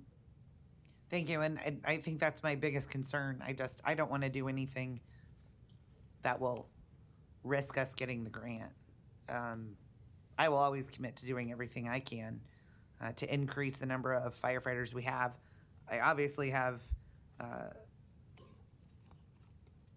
personal stake for my own district in making sure that we have Station 70 opening, and I do know that we're in the middle, I believe, of purchasing the land, and that is in our CIP, which we have, which we will be voting on. I think we do need to, we have bonds for that, and so I think we've shown our commitment. We're going to build the building. We're going to have to staff it. So there's the commitment. The commitment is having Station 70 in our CIP. It's there. We're going to staff it. There's the commitment right there. And I don't know why we would want to jeopardize the SAFER grant. So I really appreciate everybody coming down here, and I think we're all on the same page. And sometimes we could say it might just be semantics, but the semantics could cost us the grant. And I think that's really, really unfortunate, because I think we could add a lot more than 18 firefighters if we got it. Thank you. Thank you, Mr. Rowe. Thank you, sir. I just wanted to echo what Councilmember Melton said. I mean, I agree with her as well. And my question was going to be to Mr. Kuzi along the same line. I just wanted to understand better in my mind what the risks were on passing this resolution today as it pertained to that, obtaining the SAFER grant. The last thing that I want to do as well is to jeopardize an opportunity to get money from FEMA to help with the expenses that we have to provide service to our city. And I'm not sure that that's clear in my mind that we wouldn't be jeopardizing it by making by positively passing both of these resolutions. So I think Amy asked the question that I was going to ask, so I think I'm pretty happy with that. Thank you. Ms. Johnson, you're recognized. Thank you, Mr. President. I would like to bring back to our attention that the president of the City Council has already done due diligence and seeking additional expertise from the law department to analyze the worthiness of jeopardizing the SAFER grant. And based on the recommendation that he received, it was determined that this would not put that grant at risk. So I would like to bring us back to that point that had already been stated by the president of this city council. So I would go on to say approving additional staffing is proactive and an essential step to ensure the continued success and efficiency of operation, regardless of potential grant awards. While management or the city may be banking on the grant, relying solely on uncertain funding is risky. Investigations have shown that having a plan B, hiring more staff now, does not jeopardize the grant process, but rather strengthens the organization by demonstrating readiness and commitment to meet growing demands. Understaffing puts undue strain on current employees, leading to burnout, decreased productivity, and ultimately a decline in service quality. By approving additional staffing, we address immediate operational needs, prevent potential service disruptions, and provide a clear message of support for the workforce. Moreover, securing new staff now allows for better preparation, training, and integration, positioning the organization to perform optimally whether the grant is awarded or not.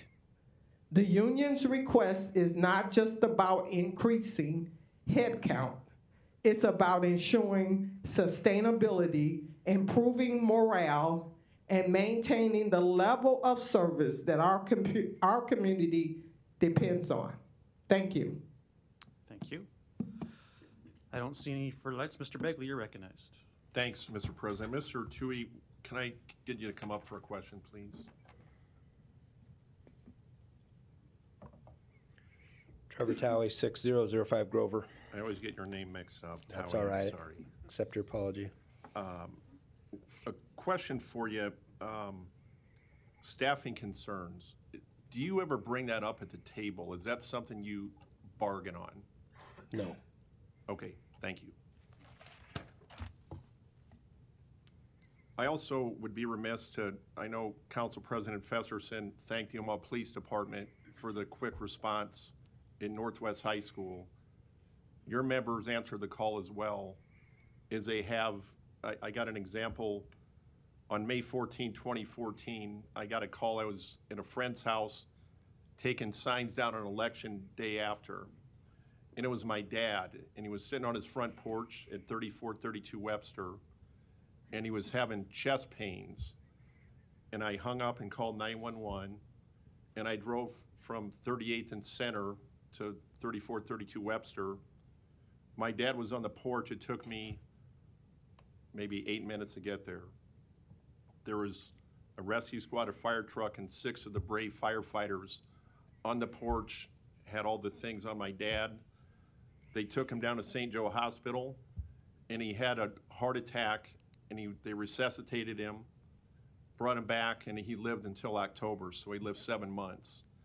And I always keep that in the back of my mind as I talk to your firefighters. I went to Station 1 downtown and had a great lunch back in the spring, and it didn't last as long as I wanted it because you guys got a call, and you guys all scattered. One of you went down the pole, and I said, there's no dang way I'm going down that thing. I didn't know those things were still around. But I learned to appreciate the work that the men and women of the fire department do in Omaha, answering the call for my dad, for our families, and had a recent discussion with a young firefighter at Station 1. Recently, I think he said he had 23 calls that day.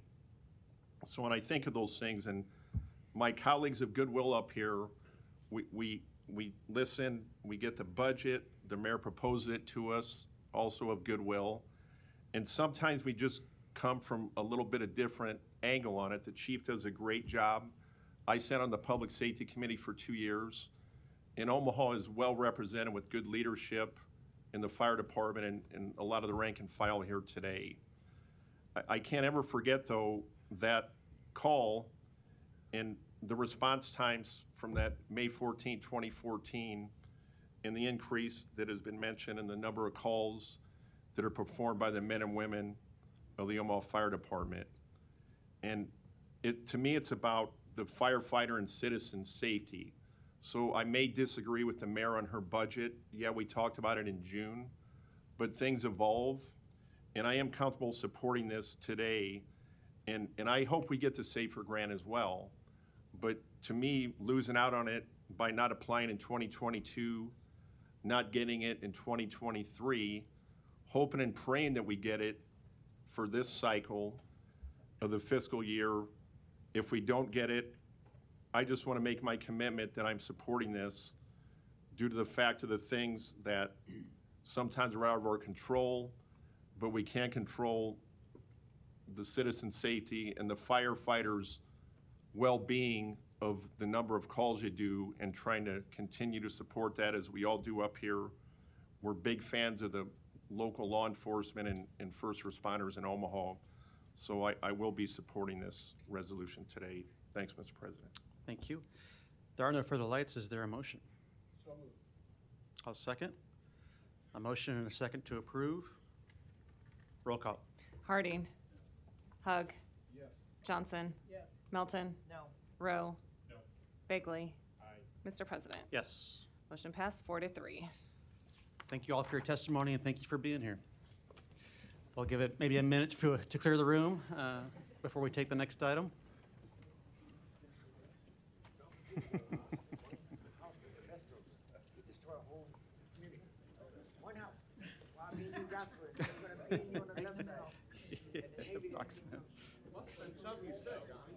No, not me.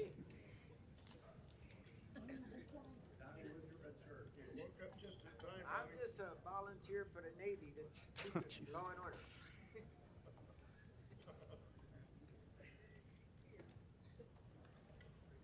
Okay, I think we can proceed, Madam Clerk. Item 13, a resolution to approve the request that the 2025 approved budget includes an updated narrative description for the climate pollution reduction grant and language detailing how the remaining grant money will be used for year one priority list of strategic options to implement the climate action plan. Public hearing and vote on number 13 is today. Proponents, please. There's no narrative in the budget on any updates, and there's no financial implication or effect on the budget, and thus I think it should be considered somewhere else on our agenda and not in the budget amendments. It does not have an impact on the budget. I don't agree with that point of order. This does amend the budget and clarifies what a $1 million grant that is expressed in the budget and is budget related, even though it's a resolution. Madam Clerk, continue. Oh, public hearing, sorry. Proponents, please. David Corbin, 1002 North 49th Street. I represent the Nebraska Sierra Club. A significant amount of time and energy was given to the Omaha Climate and Resiliency Plan from many sectors of the city and for a wide variety of topics, including energy efficiency, solid waste, public health, green spaces, and others. Well thought out objectives were established. The accounting of the funds that were allotted is a logical next step. Furthermore, the efforts expended in the developing of the city's plan has the potential to seek a wide range of new funding. This resolution is a financially and an environmentally prudent initiative. Thank you. Thank you. Other proponents? Stephen Dickerson, 5214 Cass Street. I'm representing the Omaha Students for Sustainability. We support this resolution. We think it would be incorrect to leave the budget without clarifying language regarding the Omaha Climate Action and Resilience Plan, including these grants and how they relate to it. We think that adding this language is an important step in the direction of not only implementing this plan, but also just giving citizens clarification over what climate action means to this city by putting it in the budget. So thank you. Thank you. Other proponents?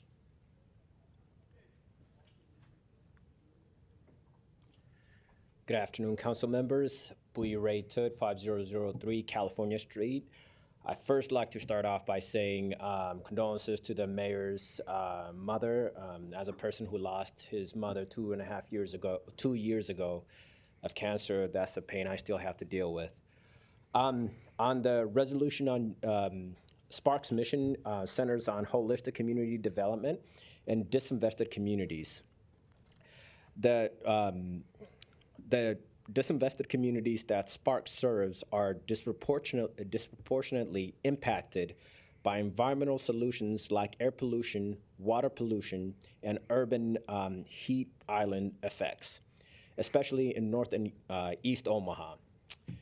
As my ESL teacher used to tell me, I should just slow down in reading and I'll get through this quick. So Spark supports, I'm sorry. You're doing fine. Yeah. Thank you. Spark supports climate action that prioritizes climate resilient development in these communities. Spark supports the city efforts to implement the climate action plan. Spark also supports using available resources to prioritize action items. Thank you. Thank you. Any other proponents today?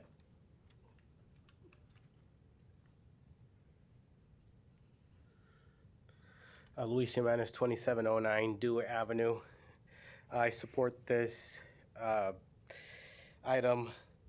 I will say that the city council, the city government does a unsatisfactory job with community engagement.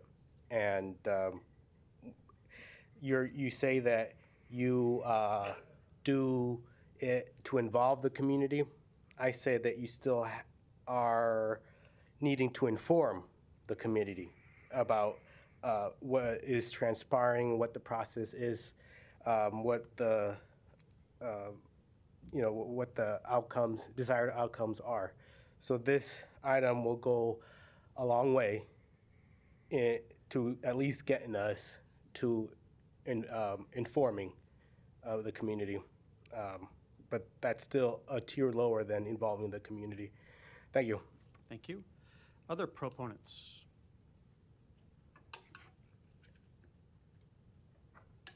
Good afternoon, everybody. I'm Christy Abdul with Keep Omaha Beautiful, and I want to support this. I think, yes, we need an accurate accounting of how the funds have been spent so far, and that's important.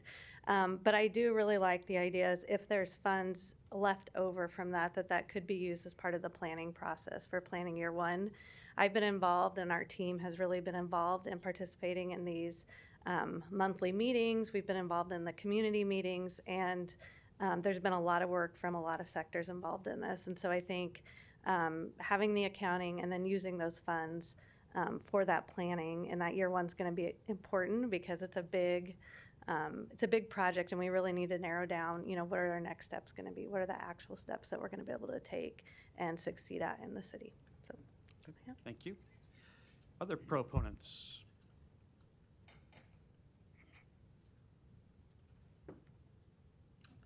Marco Floriani, Mayor's Office, just here to answer any questions. Thank you. Any other proponents that want to speak today? Seeing none, any opponents?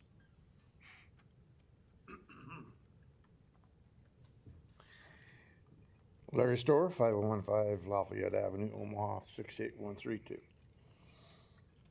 I'm opposed to this because it smacks to me of one world government controlled by the United Nations and the one worlders of the world. The utopian ideas of what the world ought to be. Your body and the mourning body always decry being lost, losing your control to the state who has all these unfunded mandates. Well, that's exactly what happens when you go operating on the basis of grants. And I heard some discussions about, well, what happens if this and what happens if that. You've got to realize that you're throwing your control and my control away by going for grants, probably federal most of the time. You're giving control back to a federal government that sent it to us in the first place. So you're actually overriding the concept of the Constitution and the Republic. Federalism was sharing government responsibility. That which is not in the Constitution belongs to us, the state, and our representatives are supposed to handle it for us, but you are not. You are going back to the federal government for money. That loses the control that you have and that I have, because they want what they want when they give you their money, which is actually out of my pocket to start with. So you need to stop spending grant money that may not be there next year because the federal government says, we didn't like the way you did that. You need money out of the budget for stuff that's not utopian. North Omaha can use some of that money that you think is grant money, that it's always going to be there. Leavenworth Street needs it to help fund the bicycle paths now. North Saddle Creek Drive needs it for the other side of the street. But then you need to look north and south of Northwest Radio Highway at the blighted area. That area needs it too, as well as North Omaha. You got to start deciding for us, for the people. North Omaha and North Saddle Creek Road. Thank you. Thank you. Any other opponents today? Seeing none, public hearings closed. Council members, I introduced this measure as well. I'll just speak to it briefly. Obviously, I'm an advocate of our climate action and resiliency plan and that process.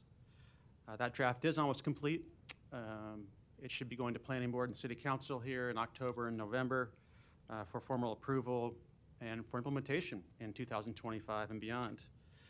So if you've had a chance to read that draft, and I hope members in the public have participated in addition to the committee members that are here today, I'm pleased with its contents.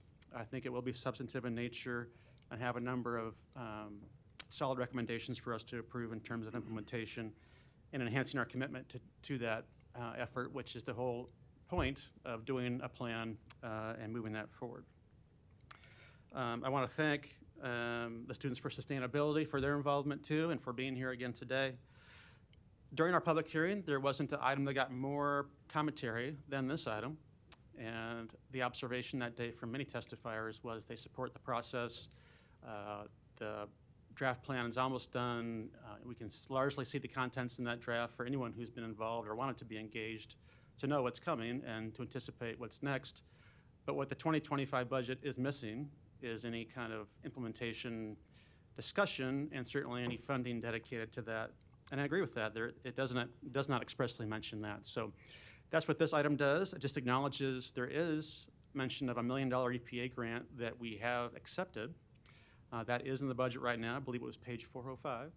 But this clarifies that that entire grant is not yet spent, even with the completion of our Pale Blue Dot contract and with the completion of this plan. Approximately $265,000 still remain. And in my conversations with staff working on this, the mayor's office staff working on this project, we can use that for additional implementation funding in 2025. So that makes that clear. Likely items probably being things around electric vehicle station planning, enhanced compost planning, which by the way was the most popular item discussed by the public in the public participation in this plan. And potentially things like weatherization and solar planning and workforce commitments around that. So I think all those things would be worthwhile to pursue with that funding, and it just makes that clear. With that, I'll recognize the next slide, which is Ms. Johnson. Thank you, Mr. President. First, I'd like to thank all those who have come up to support this.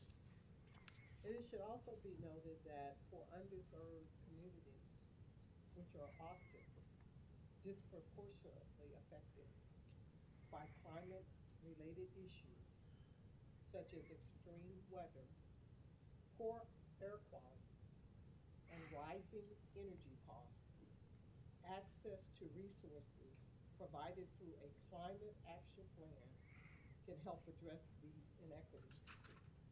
By focusing on their specific needs, the funding ensures that these communities are not left behind in the fight against climate change. So I will be in full support of this. Thank you. Thank you. Ms. Melton, you're recognized. Yes. Well, and I just want to recognize, number one, this is a resolution to add language in the budget. And I guess, Mr. Storer, to what you normally are always up here talking about, it's transparency. Whether you think that the climate change is a complete hoax, we should spend nothing, or whether you are completely all about, we may die in 10 years because of climate change, whichever side of the line you're on, here's my thoughts. We actually should have information in the budget telling people what we are spending it on. Therefore, if you're for it, you actually have the knowledge that it's in there, that we're spending the money, and we have a plan. If you're against it, I actually think the knowledge should be there that we are spending money on it. And so it might be something you want to know the next time you go vote for somebody. So I guess what I'm doing, I'm supporting the fact that we're going to add the language just because I think every citizen in Omaha should have the information and then make a determination whether they agree with Omaha moving forward, spending any additional money on climate change and resiliency and the plan.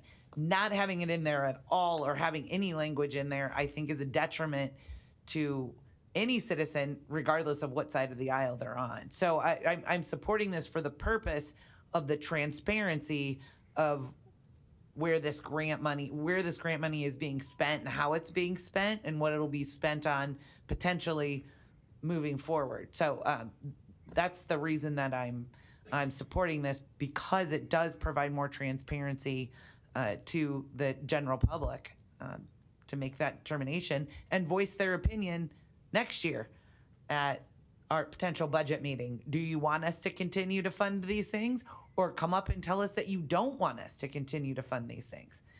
It's just really important that everybody has the knowledge. I don't want to hide it from people, whether they're for it or against it. I want it to be perfectly transparent that we're doing it. So, thank you. Thank you. Mr. Harding. Thank you.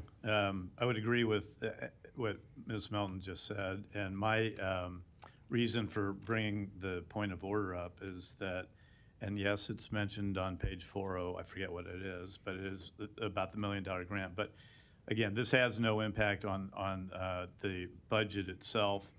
I thought it deserved to be discussed in a different portion of the agenda, but for the reason of transparency, so people do have a full accounting of it, I think it is important to have that discussion. I just thought it would be more appropriate in a different place.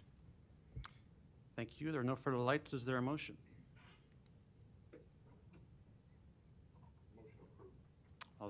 Motion to approve and a second. Roll call. Harding. Yes. Hug. Yes. Johnson. Yes. Melton. Yes. Rowe. Bagley. Mr. President. Yes. Motion passed 7-0. Item 14, a resolution that the Omaha City Council urges the city's Climate Action and Resilience Plan staff to seek additional grants and funding opportunities and partnerships. Public hearing and vote on number 14 is today. Proponents, please. Yes.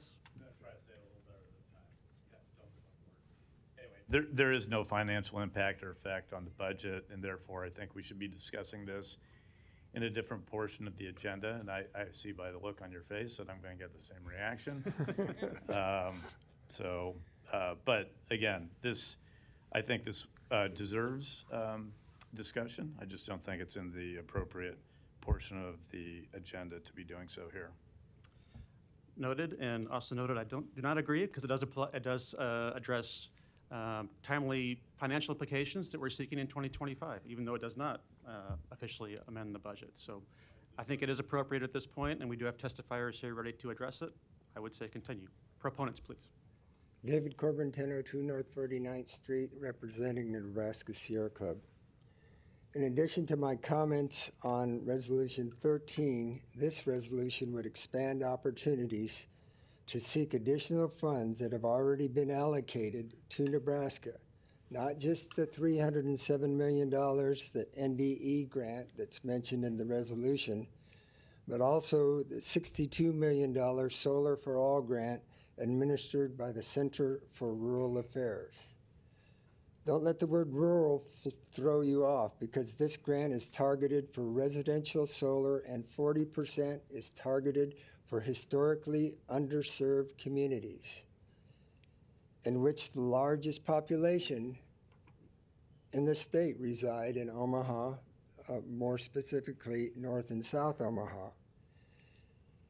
In addition, Wichita State University received an Environmental Justice Thriving Communities Assistance Grant to serve EPA Region 7, which includes Missouri, Iowa, Nebraska, and Kansas.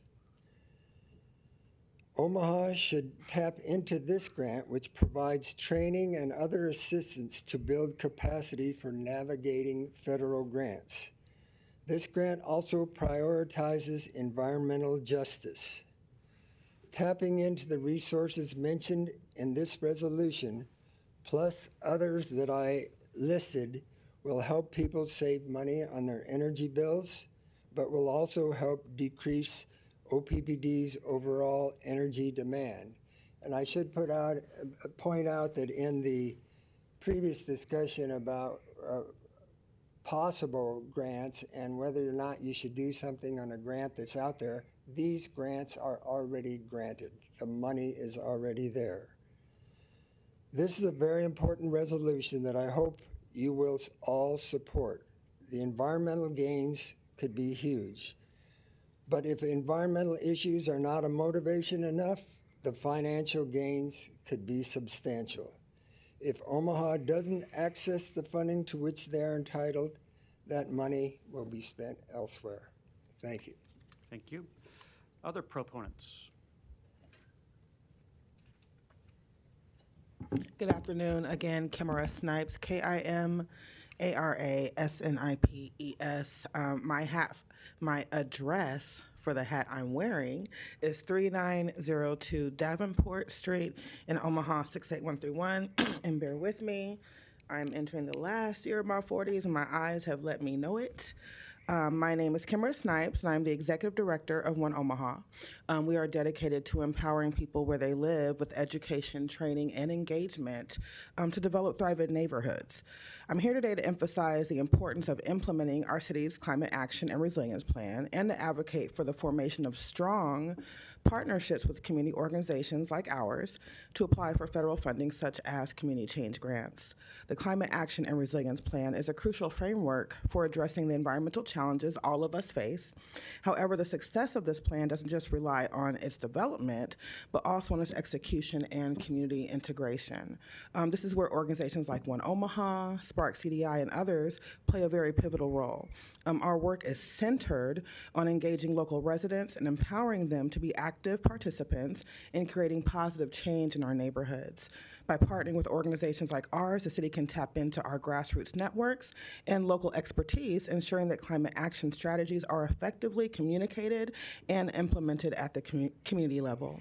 Community change grants provide an invaluable opportunity to support these local efforts.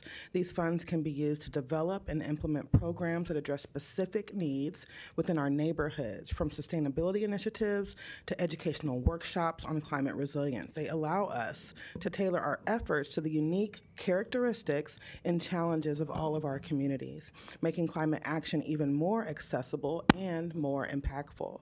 When you collaborate with community organizations and leverage these grants, we enhance Omaha's ability to achieve its climate goals while also strengthening our neighborhoods. This partnership is how we ensure that our climate initiatives aren't just top-down directives, but are embedded in the fabric of our community, driven by local needs and aspirations. The successful implementation of of the Climate Action and Resilience Plan requires a collective effort by working together with organizations like One Omaha, Spark CDI, and others. Utilizing resources such as community change grants, we can create a more resilient, engaged, and sustainable city. I urge the City Council to embrace this collaborative approach and support these crucial partnerships. Thank you. Thank you. Other proponents? Thank you again for having me. My name is Bui Ray Tut, 5003 California Street. Spark supports the city's efforts to go after available federal funding opportunities, growing Nebraska's share of federal funds, and key to access or key to the success of Omaha, Nebraska. The EPA has classified census tracts in North Omaha as disinvested communities due to higher than normal levels of pollution and disproportionate climate impacts, such as the urban heat island effect. Spark is currently convening community partners and community advisory board in partnership with the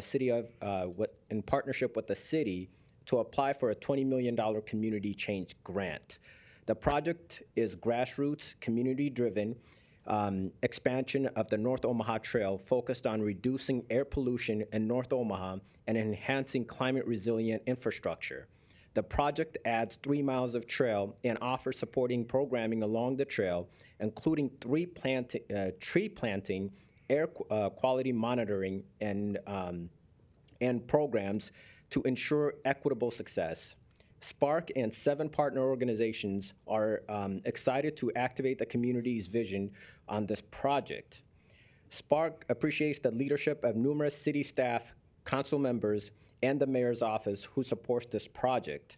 The project aligns with multiple city efforts, including the City Action Plan, Active Mobility Transportation Plan, and Thriving Communities Initiative. The project complements investments made by the city and the state in North Omaha Economic Development Project in recent years.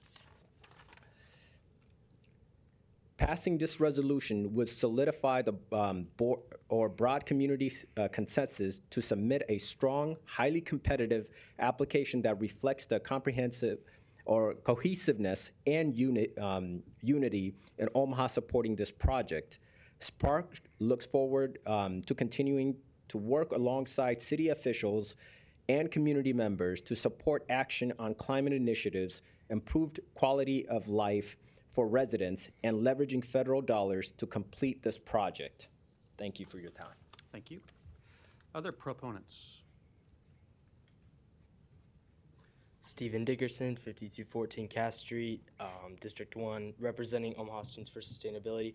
I just want to speak to Councilman Harding's concerns with, well, not concerns, but just comments about how important this is. Yes, while I agree that this isn't as important as other items in this agenda, I think adding language is a really important thing for your citizens that will look at this budget. And when they saw it first and didn't see anything about climate, I know a lot of people that were really concerned. And so by adding this, you're kind of going to address those concerns. And so it is important. I would also like to thank Councilwoman Johnson's additions about underserved urban communities and low-income communities. As Councilman Festerson writes in this resolution, the Nebraska Pollution Reduction and Planning Grant, the $307 million, and that would go to that, which is super important because we see social justice as a major component of climate action as well. You can't have climate action without social justice, so that's also super important. We also support the idea that we just encourage the CARP to seek those additional grants next year, and the funding opportunities already available instead of just waiting. Obviously, it's not a huge thing, but when you're looking at the context of how long this plan could take, it's important to start things now, get the ball rolling, and get that language in the budget to show that you are committed to this. So thank you. Thank you. Other proponents?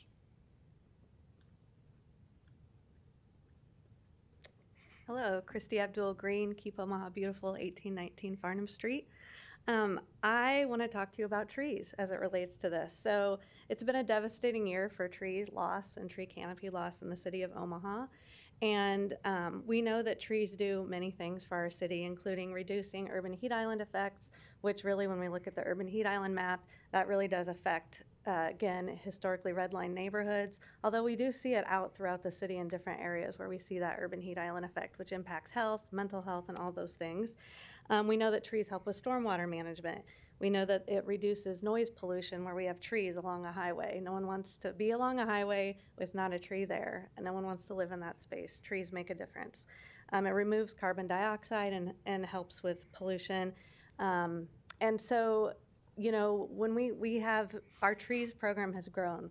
We're going to be launching a very exciting program called Trees for Tomorrow in October, which I will share with all of you through an email. But I think the way that we get funding for this is there's federal dollars to help us solidify the purchase of trees.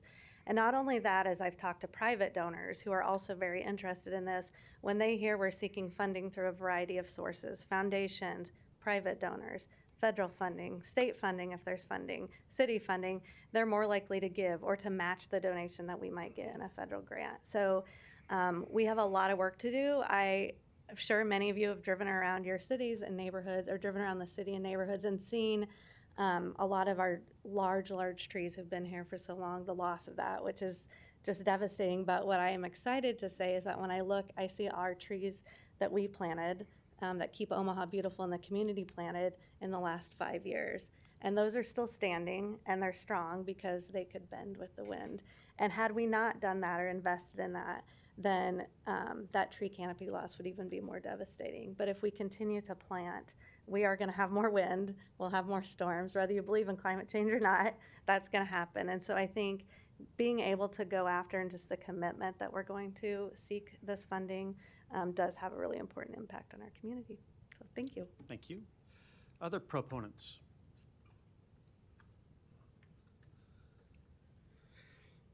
Luis Jimenez, 2709 Dewey Avenue. First, I want to echo the comments supporting your ruling, Mr. President. I think Mr. Harding should have asked for a second if he really wanted to push the matter. But asking questions in the budget process, that is just it can commit a natural thing when approving budgets. What question? Because later on you may have the same questions. You'll have more questions based on the initial questions that you asked. So I think that it was an appropriate ruling. This asks the staff to seek additional grants. I think that we should all, it's good that you have it on the agenda because the local industries should be doing the same. Because a big component to the action plan will be self-regulation, to start with self-regulation, and then maybe approve regulations to incorporate an entire industry once there is evident movement towards something relating to the action plan. And that's behavioral change. So the behavioral change is going to be an important part of it, and the industries, local industries, should want to take the lead on that so that they don't feel like they're being overregulated or something like that. Yeah, thank you. Thank you. Other proponents? Seeing none, any opponents?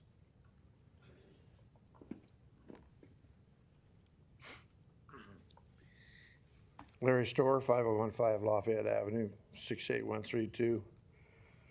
I need my glasses in order to see through all the notes that I've made here.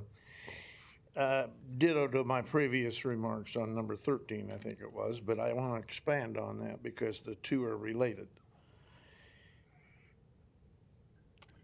Besides giving out control to the federal government, you are giving out control to a lot of 501c3s and the so-called partnerships and community partners around Omaha,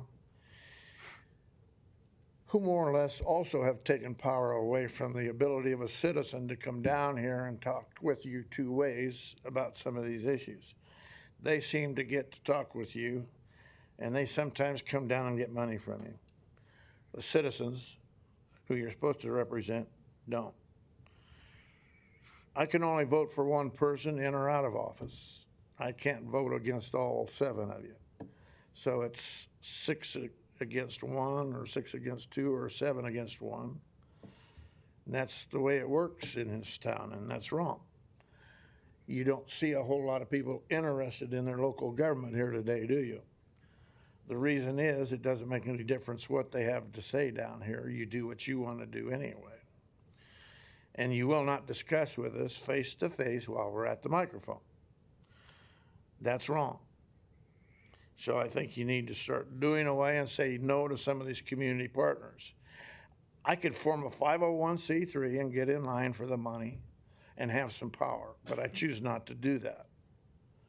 And I choose not to run for office because it's more fun to run away from it and not be part of the problem. I could do little to influence the other 6 members of that board, whether it's here or in the county. And by the way, thank you for fixing the sound system, whoever fixed it between the morning session and the afternoon session. It obviously had needed fixing for a long time. How did that get fixed between the 2 meetings today? And why, I'd like to ask why, for some reason, Juanita's microphone doesn't work. You didn't fix the whole thing. Thank you. Thank you. Any other opponents? How are you, young man? I'm fine. How are you? Donnie Johnson, 4928 North 52nd Street, the North Omaha Concerned Citizen Foundation, and the Johnson Equestrian Foundation. And I was going to share with this young man and the future leaders of this community how politics work, government for the people, government by the people. And I was going to ask Mr. Begley, since he was with OPPD, Omaha Public Power District, does that actually mean that the citizen owns it and we get a dividend check? No? Okay. In the meantime, let's go back to this whole process. Stay on topic, please. I'm trying to figure this out about, should we continue down this road, or should the citizen who have not had lights for 2 weeks get a gift card from OPPD? I'm trying to figure this out. You're not on topic, Dan. You have to address this Okay. item. Okay. Are there any other opponents to number 14? Seeing none, public hearing is closed. Let's address it briefly without being repetitive to the previous item. But similar to the previous item, this was an issue we heard a lot about during our public hearing, as was mentioned by our testifiers today. And I agree that it's going to take funding in our budgets, our city budgets, to implement the actions eventually in the implementation plan that is coming to us for approval. And frequently, that's going to save us money by taking those actions. And I actually think a best practice would be to have included some dedicated staff or staff members in the 2025 budget to do that. That is not currently in the 2025 budget. So absent that, what we have for now is this resolution that expresses the city's intent to pursue some federal dollars that already are available and some of our partners intend to pursue in the community to start making a difference on these issues in 2025. We talked about the $20 million community change grant. There's the USDA composting grants that are available. Mr. Corbin mentioned the solar grants. And definitely the state grant, $307 million awarded to the state of Nebraska. That was unprecedented in our state's history.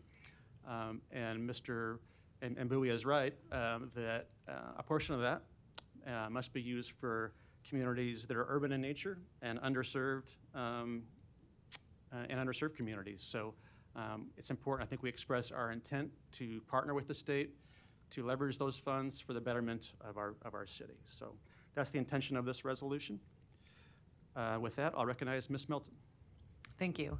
The difference between this resolution and the last one is this resolution isn't going in the budget. It's not being mentioned anywhere in the budget. It's just a statement.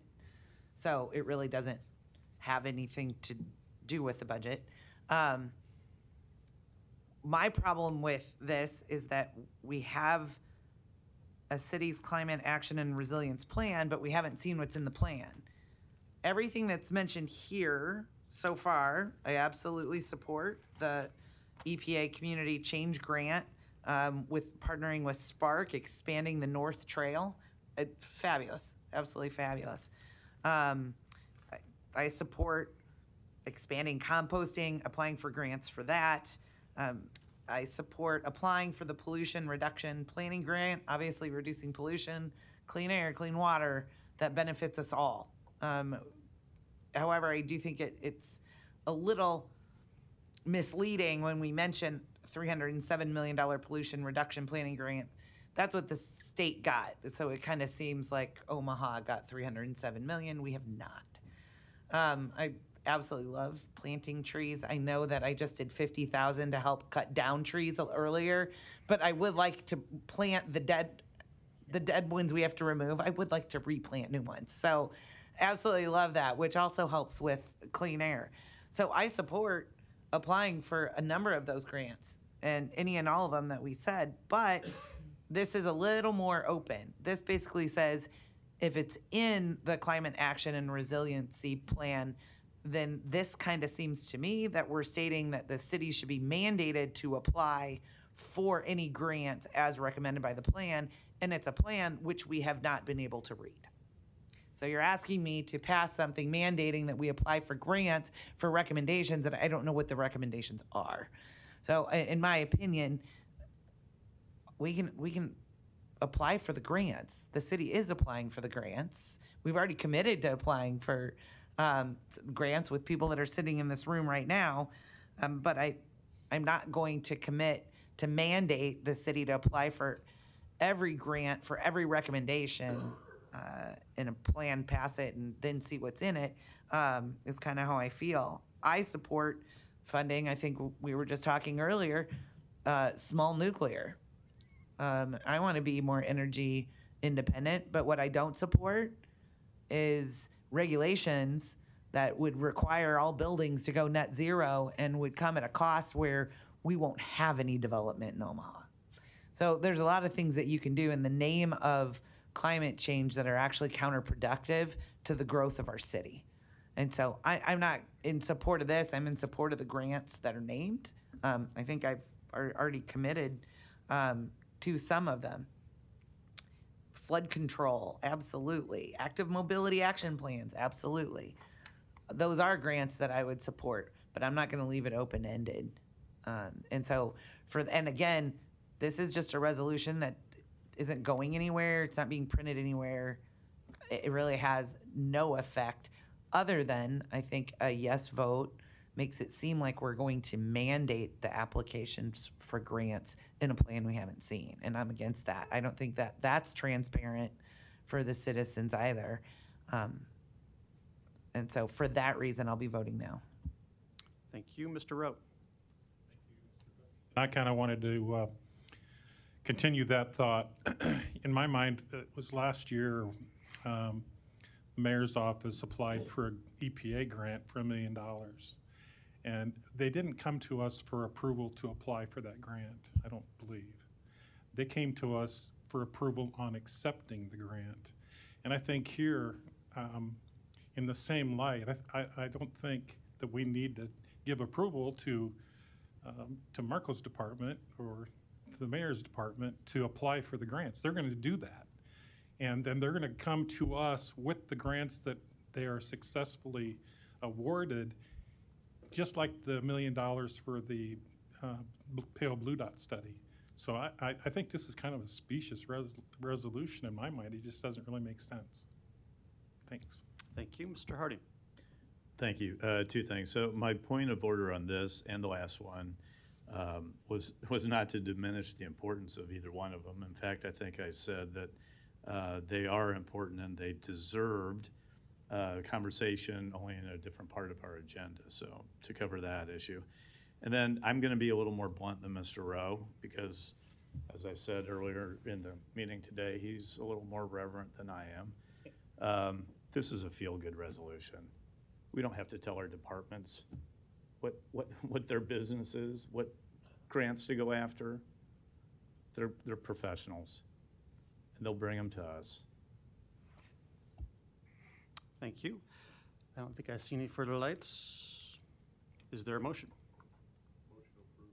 Second. Motion is second to approve. Roll call. Harding. Hug. Yes. Johnson. Yes. Melton. No. Rowe. No. Bagley. Mr. President. Yes. Motion passed 4-3. Thank you for your testimony. Item 15, a resolution to approve an increase of an additional 1% to the budgeted restricted funds for the fiscal year 2025. The vote on this item is today, which I believe also contains a public hearing. It will require a vote of 6 council members eventually. The public hearing on number 15 is today, right? Nope, there's no public hearing on it. this item. Okay. Second. There's a motion to approve in a second. Is there a light? Yeah, Ms. Melton. Quick question. Mr. Curtis, could you please just give a brief explanation of what this is? I know I had gotten some emails from some people that just weren't sure what this meant. And so if you could, I know I think there's people watching, if you wouldn't mind giving us a brief explanation. Steve Curtis, City Finance. So this is really now becoming antiquated language, I think, with the new LB 34 that just passed, and this may be the last year we do it. But under the current levy lid system, this just gave you a little bit of flexibility and a few other choices about how you could spend money going into the future and kept the levy lids from getting quite so tight. Honestly, cities like Lincoln that didn't pay attention to this found themselves in somewhat trouble. But this doesn't require you to go spend any more money. It's not authorizing any raising of taxes or anything else. It's really just reflecting an old levy lid system that I believe will be replaced after this year. So I guess so in my layman's terms, it's just kind of a safety plan in the event that we had something big that we would need to do it. Yeah, it just allows the city some flexibility. It's voting to maintain the city's flexibility to budget how they need to, but it's not authorizing any particular increase today in any spending or taxes. We would have to have another vote if we actually were to increase. Yes. Correct? Yes. Okay. Thank you. Sure. And then Mr. Kuzy or Mr. Curtis, just because it is a bit unusual, can you explain to folks why this does not require a public hearing? Matt Kuzy, Law Department, because we had the public hearing, I don't remember the date, the evening public hearing on the budget. Okay. That encompasses all of these budget items. All right. Thank you. I don't see any further lights. There was a motion, a second to approve. Roll call. Harding. Hug. Yes. Johnson. Yes. Melton. Yes. Rowe. Bagley. Mr. President. Yes. Motion passed 7-0. Item 16, a resolution to raise revenue estimates and revise the expenditures of the 2025 budget due to the areas annexed into the city on July 31st, 2024. The vote on this item is today. I presume there's no public hearing for the same reason? Second. There's a motion to approve in a second. Roll call. Harding. Hug. Yes. Johnson. Melton. Yes. Rowe. Bagley. Mr. President. Yes. Motion passed 7-0.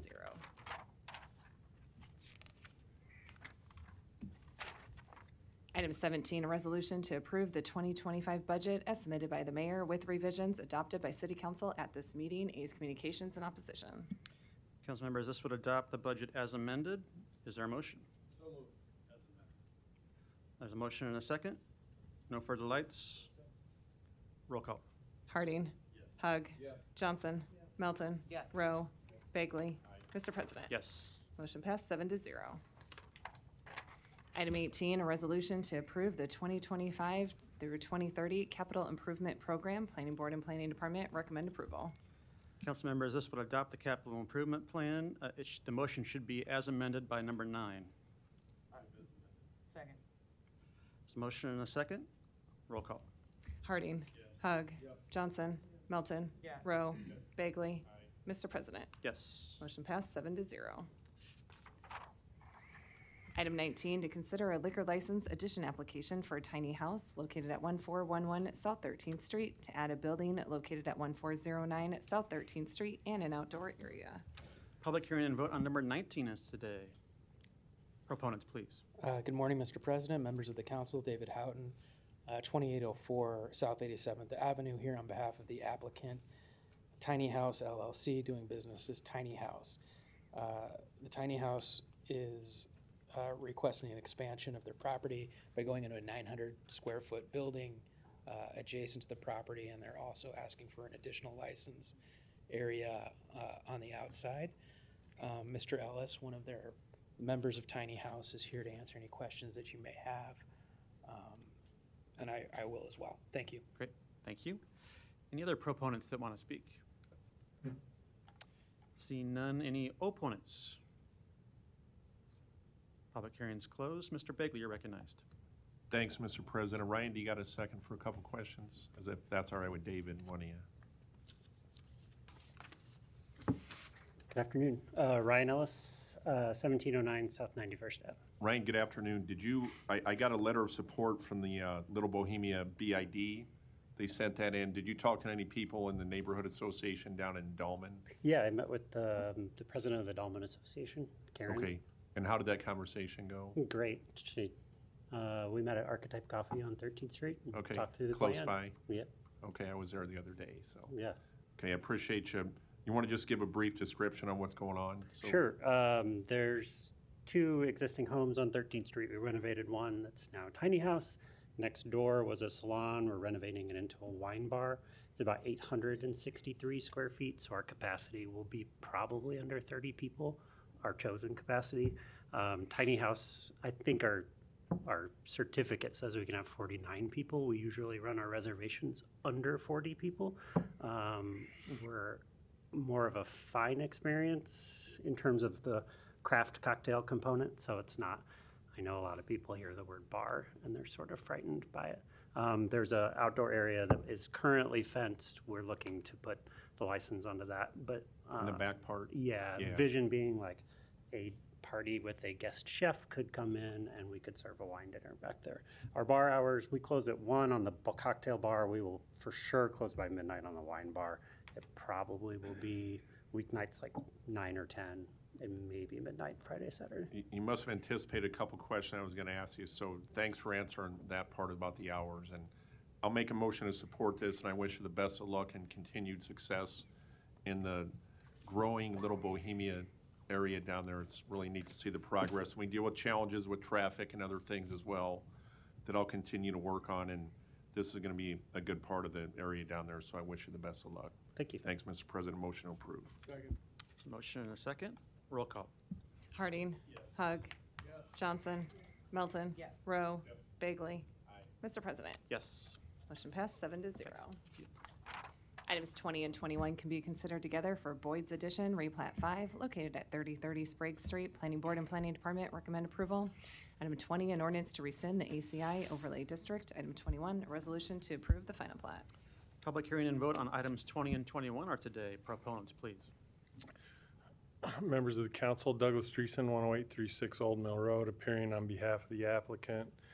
This is a plat to try to clean up geometry in the 31st Avenue and Sprague area to make it a little easier for future development that's considered there. And with that, I'd be happy to answer any questions you may have. Thank you. Thank you. Any other proponents today? Seeing none, any opponents?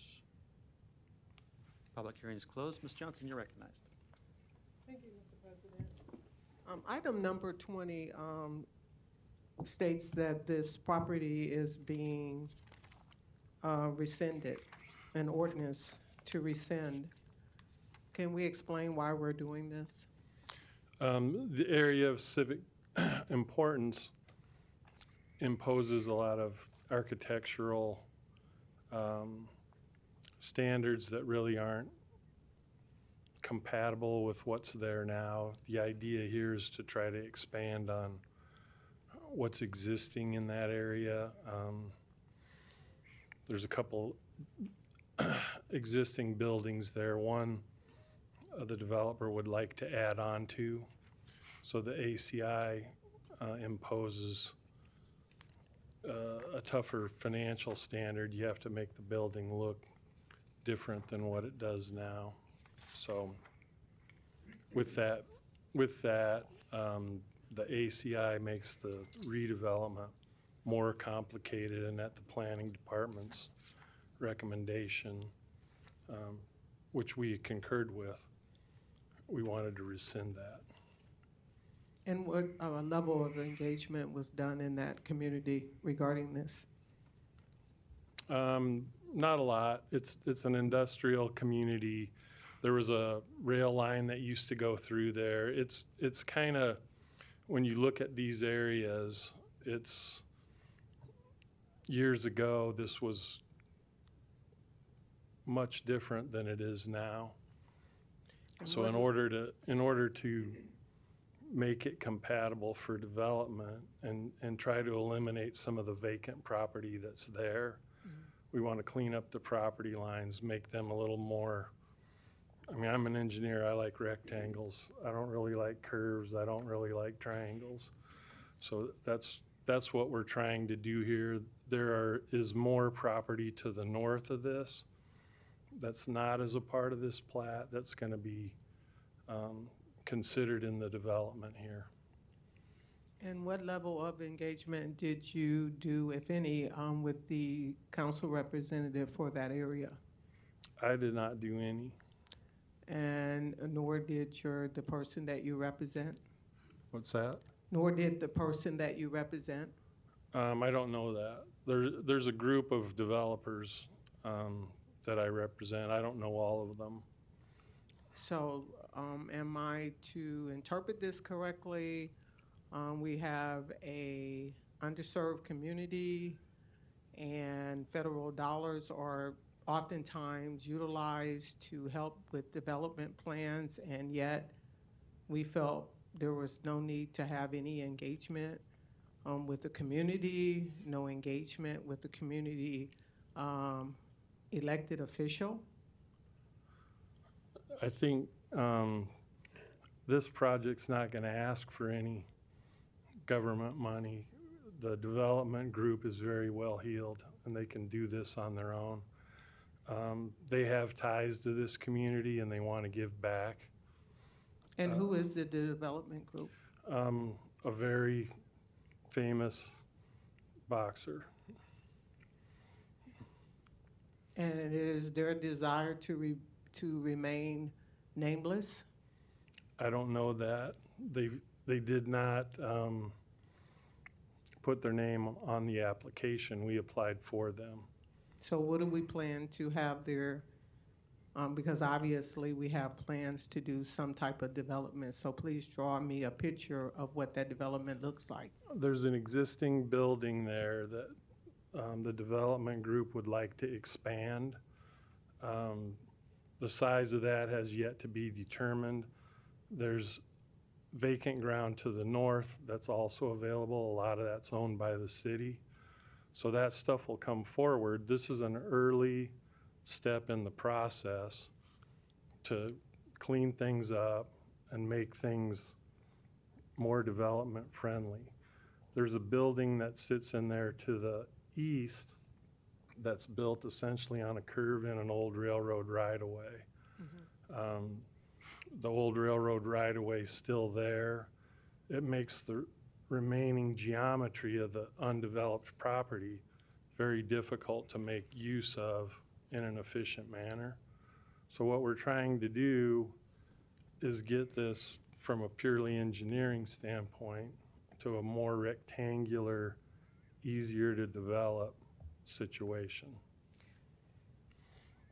I have no doubt that perhaps what we're doing is going to be fabulous, if that's what you want to call it. But the level of engagement, I would ask that, would we do that level of engagement that we did in this situation in any of my colleagues' districts without them being engaged? Or is it because I happen to maybe be black that this is the reason why I'm being treated this way? No, I don't think that has anything to do with it. I think it's a matter of the development group maybe assuming that everybody's going to know what's going on that corner. To some degree, it may be the development group not wanting to broadcast and get a lot of publicity. Okay, that does not give that development group the right of way to disrespect me as a woman of color and a woman. It does not give them that right of way. I would like to be treated the same way my counterparts are treated when developments are happening within their communities. Well, I'll apologize on behalf of myself and the development group that we didn't complete that communication with you, Ms. Johnson. Thank you, and I would like for us to make an appointment so that I am brought up to speed, because I have a responsibility to give feedback to constituents in which I serve. I'm willing to do that. At this point, what you see in front of you is what I know. So if you review the documents that we've presented, that's as far as the development's gone at this point. We're very early in the process, and there are other things that we've got to go through before we can do a concrete site plan that's going to make sense to anybody. So as I understand it, if I vote on this today with very limited information as to what the end might be, then at what point does this become something that cannot be backtracked? That's a good question. I think at this point, we're limited by the boundaries of this plat. My understanding from the development team is the plans are for something much larger than what's limited by this plat.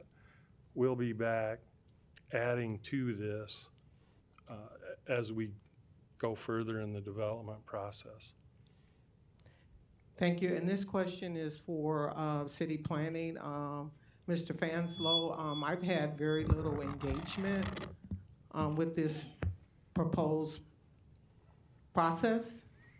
Is this the type of level of engagement that you provide to all of the other city council members in their prospective districts? Dave Fanslow, City Planning.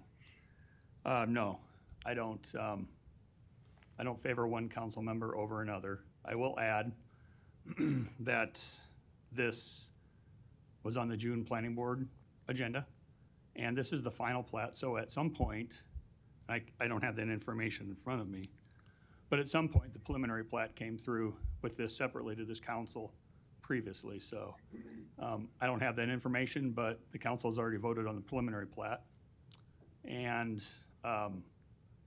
we reached out, or we sent notification for this project to about 30 neighboring properties. Okay, I would like for it to be clear that this is not the type of level of engagement that I like to have in the district that I serve, where individuals are making less than $20,000 a year for an average income. And yet I am the only city council member that have those odds against them in terms of dollar amounts, in terms of income.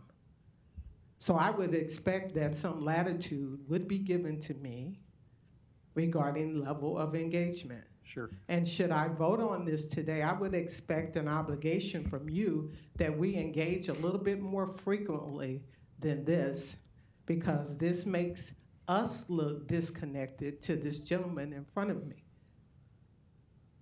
And I shouldn't have to point these things out. Well, I would add, since I'm being accused of not engaging, that these documents for this case were delivered to every council member's office probably the last week of May, since this case was on the June Planning Board agenda. And this is the first I've heard that you haven't been engaged. I haven't been engaged, and quite frankly, oftentimes I'm not engaged. And again, I would like to see better engagement since I am the only individual that have odds such as $20,000 a year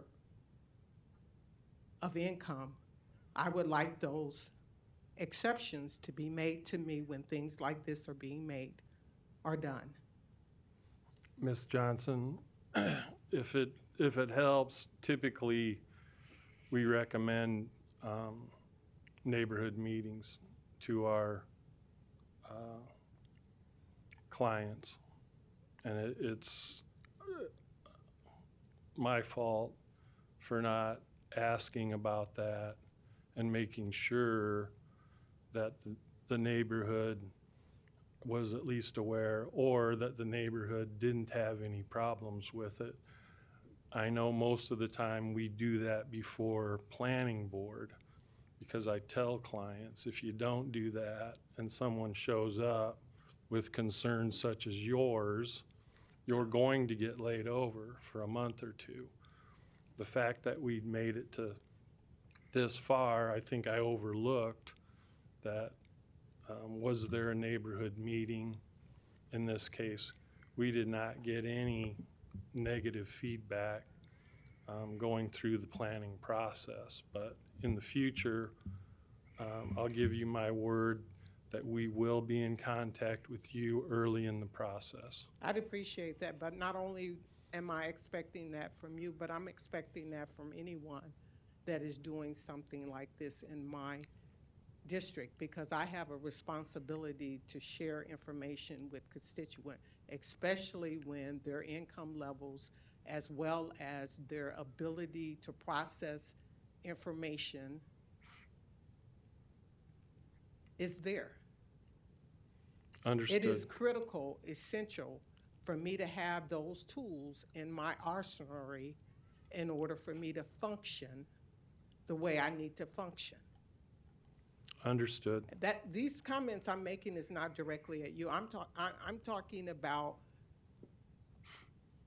the planning department. I am asking for a commitment to engage me more thoroughly before things begin to move, so that I can assist with the level of education that is needed for constituents in District 2 to navigate, understand, and be a part of the process.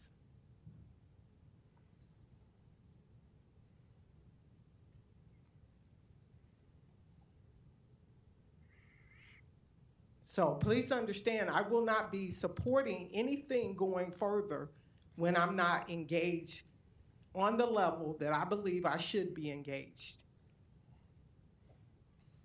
Understood. Thank you. Thank you. Mr. Harding, you're recognized. First, I'm going to make a motion to approve. And then secondly, for the record, the planning department does not contact me on every agenda item that might happen to be in my district. I get the information, I look at it. If I have a question, I can certainly reach out to Doug Dreesen or Larry Jobin or Brent Beller or Jason Thielen, you name the person. And they will pick up the phone or answer the call and explain what the issue is. So I don't think anyone's being treated any differently by the planning department when it said that some are getting more information than others on projects in their district. I think that's important to put on the record. I think this is a great project. As it's had plenty of public scrutiny, or at least the opportunity for public engagement and comment to date, and that's why I'm making the motion to approve. There's a motion and a second to approve. Ms. Johnson, you're recognized. Respectfully, Councilmember Harding, you have the luxury to serve on the City Planning Board. Yes, you do. With Planning Committee. City Planning Committee. Tomato, tomato. You knew exactly what I was talking about. So yes, you had privy to that information. And if you did not serve on that committee, and that happened in your district, and you were okay with that, that's fine. That's your right. But I'm pointing out something that I need to better serve the people that I serve. And respectfully, that should not be overlooked, minimized, or thought as though I'm being somewhat overly sensitive. Back to me being a woman, back to me being a Black woman. I find offense to that. Ms. Johnson, in the future, we'll make sure that you're notified, whether we do that with everybody else or not. Now that I know your concerns and I know your position, we'll make an extra effort to make sure you're included. Thank you. Thank you. Ms. Melton, you're recognized.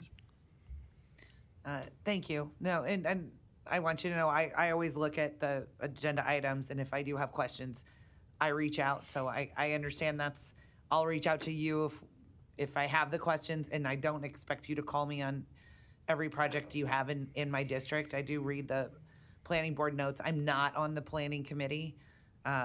So I know the planning committee doesn't just sit and talk about every agenda item, especially in kind of an overlay. And I think in this one, you're just rescinding an ACI. We're even the doing plat. we're doing the recommendation of the planning board. Right. I just wanted to let you know that I will pick up the phone, and I want to say that Mr. Fanslaw in planning, Eric, anybody in the planning department, if I've ever called, they're always responsive. I have never had planning department, anybody reach out to me on anything in my district. It's always been me reaching out to them, or typically, actually, usually, I'm reaching out to the developer themselves. Not that I don't care about planning department or planning board. I usually read the documents and I go right to the developer when I have the questions. And so I just kind of wanted to make that clear, that also I'm not treated any differently. That's how it's always been since I've been on council, and so that's what I've always done. And I don't necessarily expect the change, and I think it's great that you're offering to do that for another council member that wants to operate differently, because we all are different. And so I think that's great that you recognize kind of the differences of the people here, and you're willing to adapt. So. Well, my only comment is, I am an engineer. I'm not supposed to advocate. So if you ask me engineering questions, that's my area of expertise. When you get me out of that, it's like talking to anybody in here. I'm just a regular lay person. Yes. Curves versus rectangles. Huh? Yeah, exactly. Thank you very much. Thanks for coming down. You're welcome. All right. Ms. Johnson. Again, I'm going to say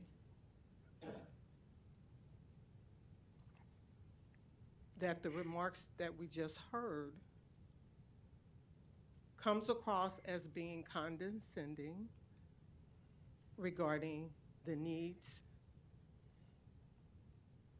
of the level of engagement that I have requested. I'm finding it again by my colleagues, none of which have walked a mile in my sneakers. They're not Black and they're not a female.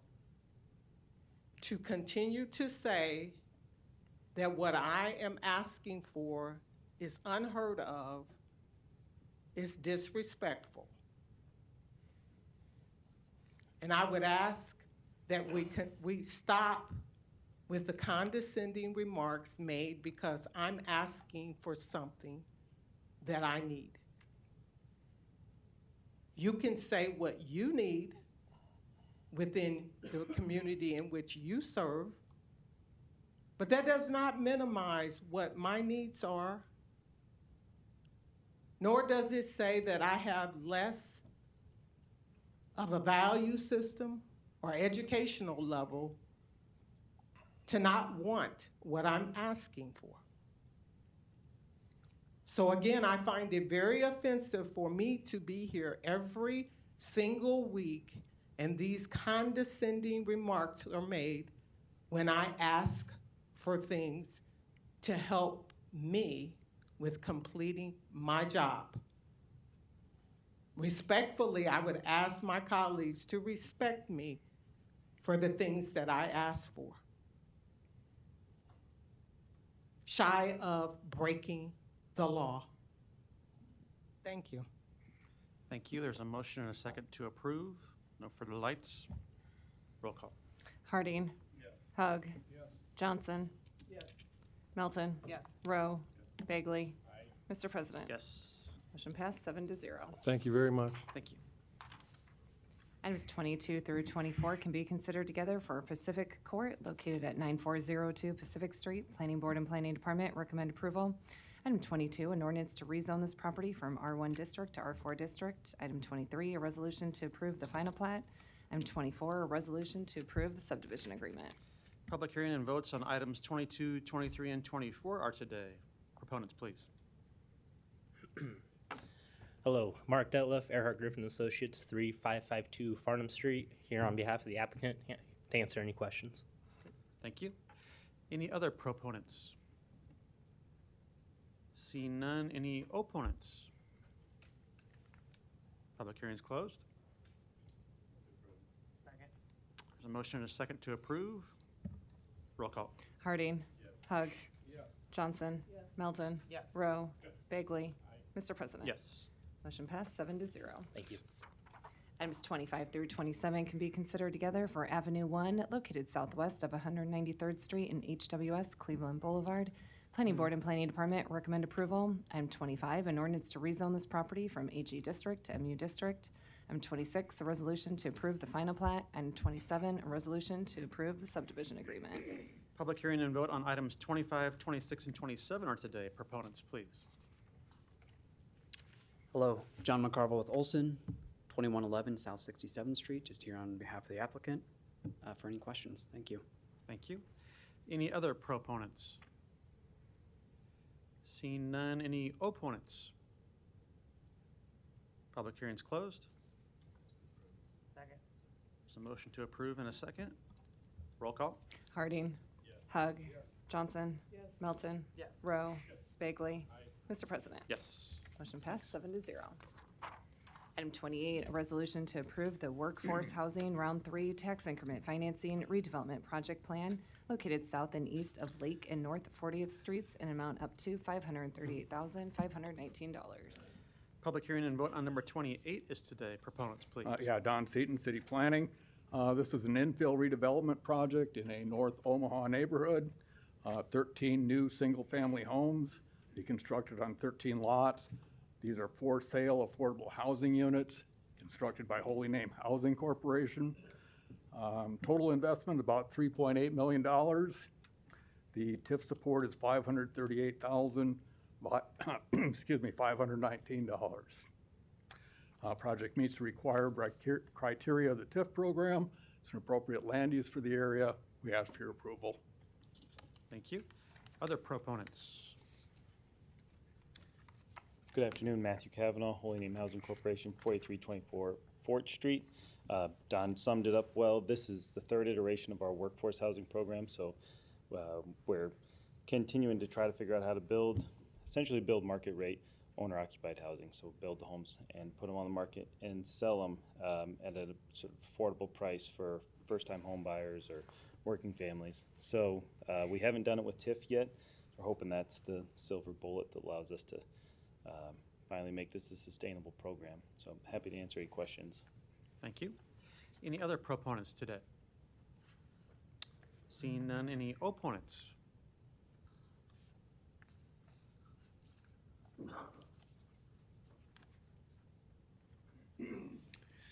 Larry Storr, 5015 Lafayette Avenue, Omaha 68132. Again, I'm generally opposed to any TIF plan because it's not explained well enough to the people. As I read this, if I was a citizen just coming in today and sitting down and hoping to talk about something and I'd read this, is say, what do you mean giving away free housing? Again, these things are not discussed. Now, I missed that last discussion as to when you called for opponents to that item. And I just want to make a quick remark on this. Somehow ties in with that last one, in that my impression of that whole long discussion was here was a person hoping to get to this stage with TIF, but he was sticking his toe in the water to feel the temperature as to how far he could get with you people. Well, a little bit of discussion, and found out that maybe there wasn't enough discussion. And he's kind of giving a wimpy burger out there that I'll gladly pay you for a hamburger tomorrow for the hamburger today. This is another one of those, except it sounds like, well, maybe I ought to file for one of these houses. Mr. Kavanaugh, this is not against you personally. This is the process of TIP. And it's not racial, but it's not open and transparent enough.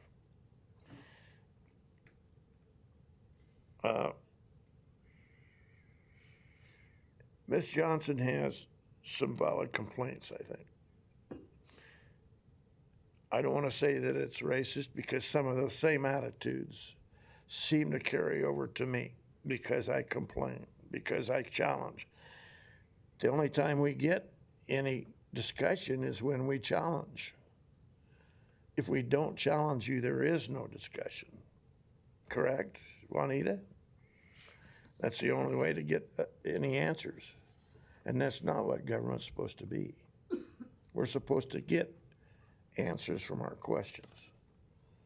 And a two-way discussion, not after we leave the podium, but while we're at the podium. Same problem, but between me and Juanita seem to have that kind of a relationship with you people. We're not really in the mix. We're not really informed, but a lot of citizens are like me. They're not really informed because you're not explaining this. Why does it sound like those houses are free? That's on you people, not him. Thank you. Any other opponents to number 28? Seeing none, public hearings closed. Mr. Rowe, you're recognized. Thank you, Mr. President. Matthew, you have a quick question or two? Yes, sir. So you'll be selling these properties for about $250,000? That's right, yeah. And you're that's- subsidizing the sale price? So the goal is, actually the goal is to stop subsidizing the sale price, but currently we are, yeah. So we have, we're doing version 2 right now in Miller Park, a little further north. And yeah, so they've been selling on the market at $250,000, which is the market price for these houses, which loses us the delta that it's around, in that case, is around $20,000, because those lots were nicer than the lots we're going to be dealing with here. So it's going to take a little more work on these lots than. Right. Yeah. Yeah. If you're familiar with this neighborhood here, there's just a lot more slope and a lot more trees, and than where we were working before. The other question I had on a TIF project like this, do you need to hold on to those properties for a certain amount of time, or can you sell those as soon as you put in the wood floor? So yeah. So under particular to TIF, this will be new for us, not totally unusual for projects in the city, but usually our TIF projects we hold and rent them through the life of the TIF. But these we'll sell. Usually we finish them. Once we get a CO, that's how we've done it so far. So once we have our certificate of occupancy, then we'll move on to listing them on the market. So I suppose we could list them before they're completed.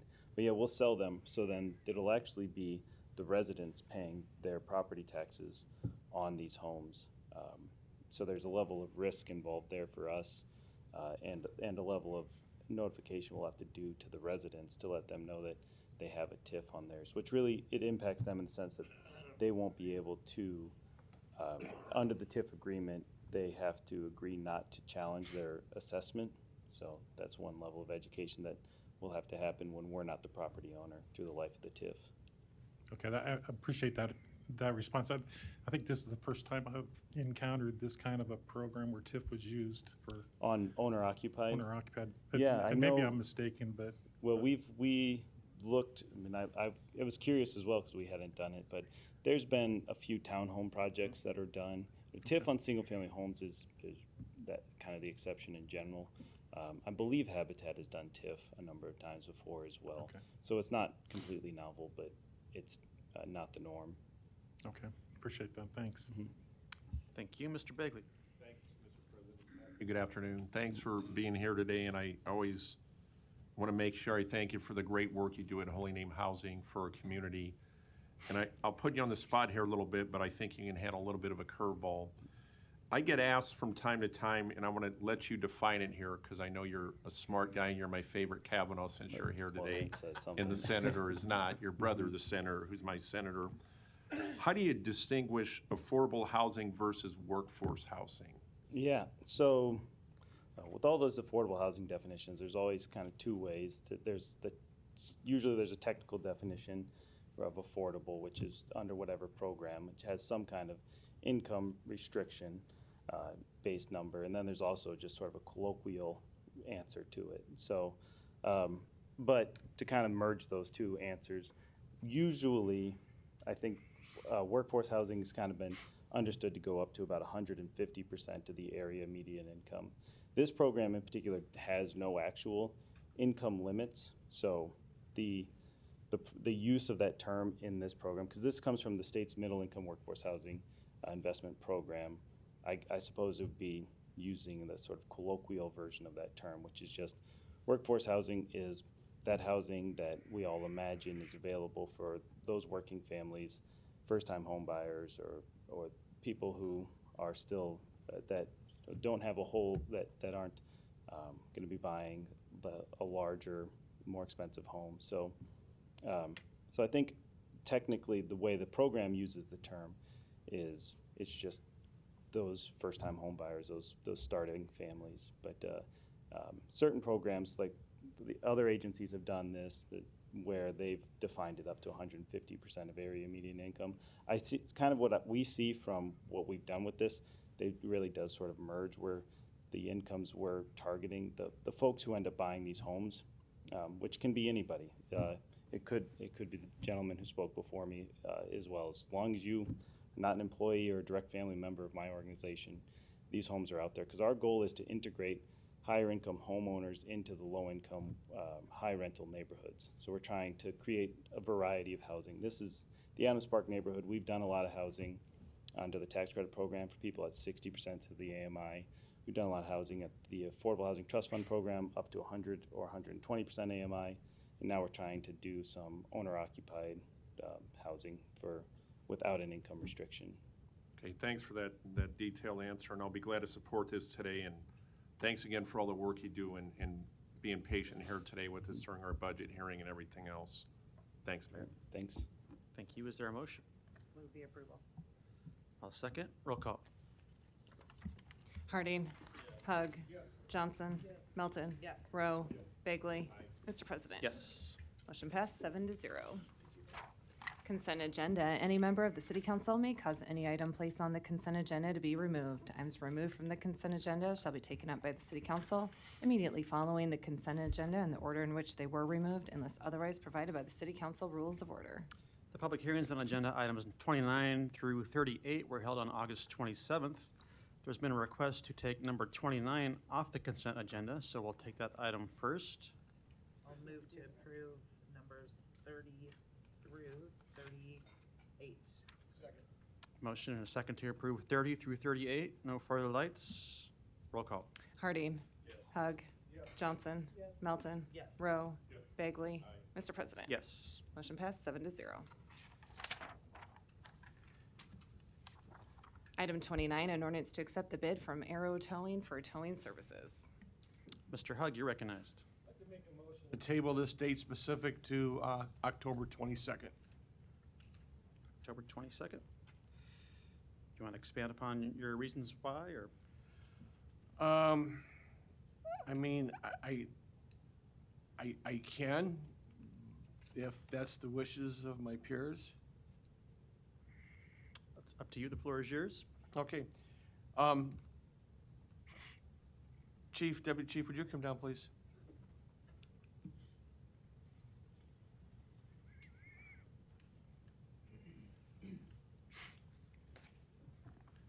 Deputy Chief Steve Cerveny, Omaha Police Department, 505 South 15th Street. I know legal counsel is listening to every word I'm going to say. So, Matt, if you have to shut me off, let me know real quick. You provided some information to the council, pre-council, earlier today. And that had to do with some information related to this particular tow company.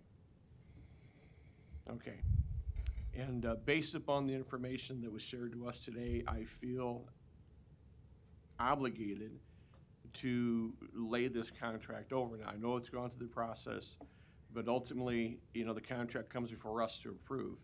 And in good conscience, I can't approve it when there's questions out there. And I think that we can get these questions answered, but I think that's going to take some time. So that's why I've made the motion to lay it over, date specific, to October 22nd. It was my intent to lay it over 30 days, but the 30 days kind of collides with what used to be called Columbus Day, and so I went to the week following. So if anybody has any specific... I'll second your layover. I think that... I'm just trying to be careful. Right, I'll second your layover. Okay. Thank you. There's a motion, a second to lay over. Mr. Harding. Well, first of all, I was going to ask if it had gotten a second yet, but now I know the answer to that, because I didn't think that I had heard one.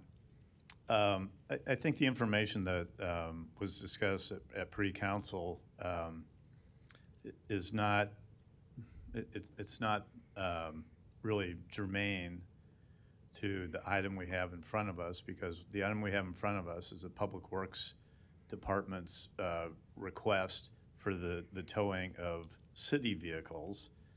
And the information that was discussed at pre-council today had to deal with the other towing services related to the city, but not city vehicles. These are two separate issues, and I don't think it's proper for us as a body to sit in judgment based upon accusations that have not been substantiated. There are no charges filed. There's no, in my estimation, there's no reason to hold this one up. It's not associated with, it's not germane to the other item that we talked about earlier this morning. So I will not support a layover on this. Okay. Thank you. Ms. Johnson. Thank you, Mr. President. Week after week, I have been tolerable with liquor license and the financial responsibility of them, and individuals that have submitted liquor license. And we've had much debate about whether or not they were in good financial standing. And my colleagues have, although the law department have told them over and over and over again that it is not our role to use that as a measurement as to whether or not we will recommend. But I bring this up because this is the same scenario. I see likeness in what we're doing, what we do with liquor license based upon some arbitrary information that some financial indebtedness is there. And now we have another situation today where we've had some phone calls that were made and some some accusations were made. They still are accusations. Accusations are accusations unless we have facts. I call for the question of consistency in how we make determinations. Is it okay for us to not consider this accusation in this case because it's related to a towing company, and yet it's okay for us to consider accusations when it's related to a liquor license? Maybe nobody else sees the inconsistency in our thought processes, but I do. But that's your choice to make. But I'm not keeping up with it. Thank you. Thank you. Mr. Hug. Mr. Harding, I'm struggling to get to your vision of this because there is one consistency here, is it does involve the same company. Towing's towing, whether you're towing impound vehicles or whether you're towing a cruiser that's got a flat tire up on I-80. And I think that we as an elected body have an obligation to our constituents to make sure that we are contracting with the best contractors we can contract with. And I think we just need to give this some time to let the air clear. And I mean, at the end of the day, it's our obligation to approve the contract. And in order to do that, in good conscience, I want to know that we're picking the best vendor. And if there's any questions out there, I think we should get those questions answered. And that's why I'm supporting laying it over. Thank you. Thank you. Mr. Harding.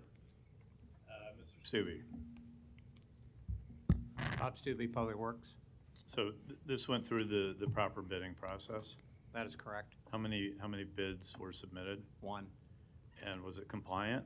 Yes. Has this group done work for us in the past? Yeah, they've had this contract for a number of years. Have they performed well? Or Yes. how have they performed? They- I won't lead the witness. How have they performed? This contractor has absolutely complied with the provisions of the contract that we previously had.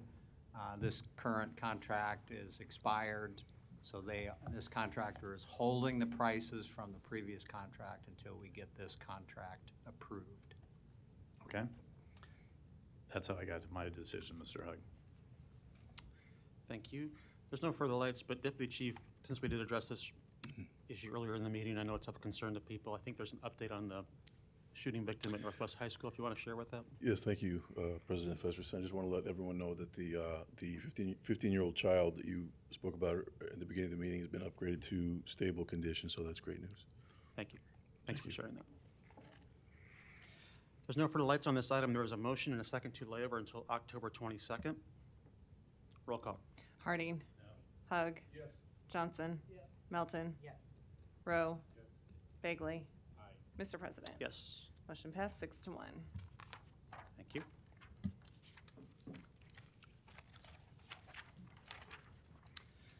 The public hearings on agenda items 39 through 60 are today. If you wish to address the council regarding these items, please come to the microphone, indicate the agenda item number you wish to address, identify yourself by name, address, and who you represent, and if you are a proponent or an opponent.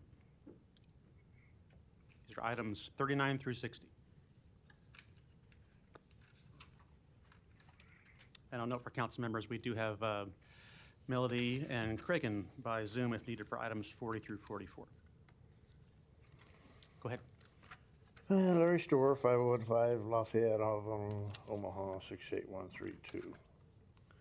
I would just like a little bit of quick discussion on 45 and 46 to clarify for me, since I didn't get all my homework done, why we're having maybe to invest in washing services in the Park Omaha garages? Can we not take your cars to other commercial car washes, some in North Omaha, for example? Or is this for washing the cement driveways down? It doesn't say anything about that. It just says washing services. That's a lot of money. Maybe it could be spent in the community. So, you know, please clarify, is that for washing the cars the city owns? Or for maybe city-owned garages, letting the citizens drive through there to get a car wash? I don't know. Please explain. Any other testifiers on these items? Seeing none, public hearing's closed. And I'll second that, but real quick, I just wanted to let you know, it's to clean the garages. Nobody's getting a free car wash, and we have to clean the garages. It's part of the maintenance of the building. Okay. Okay, I just thought I'd let you know that. Thank you. And then I had one question for Mr.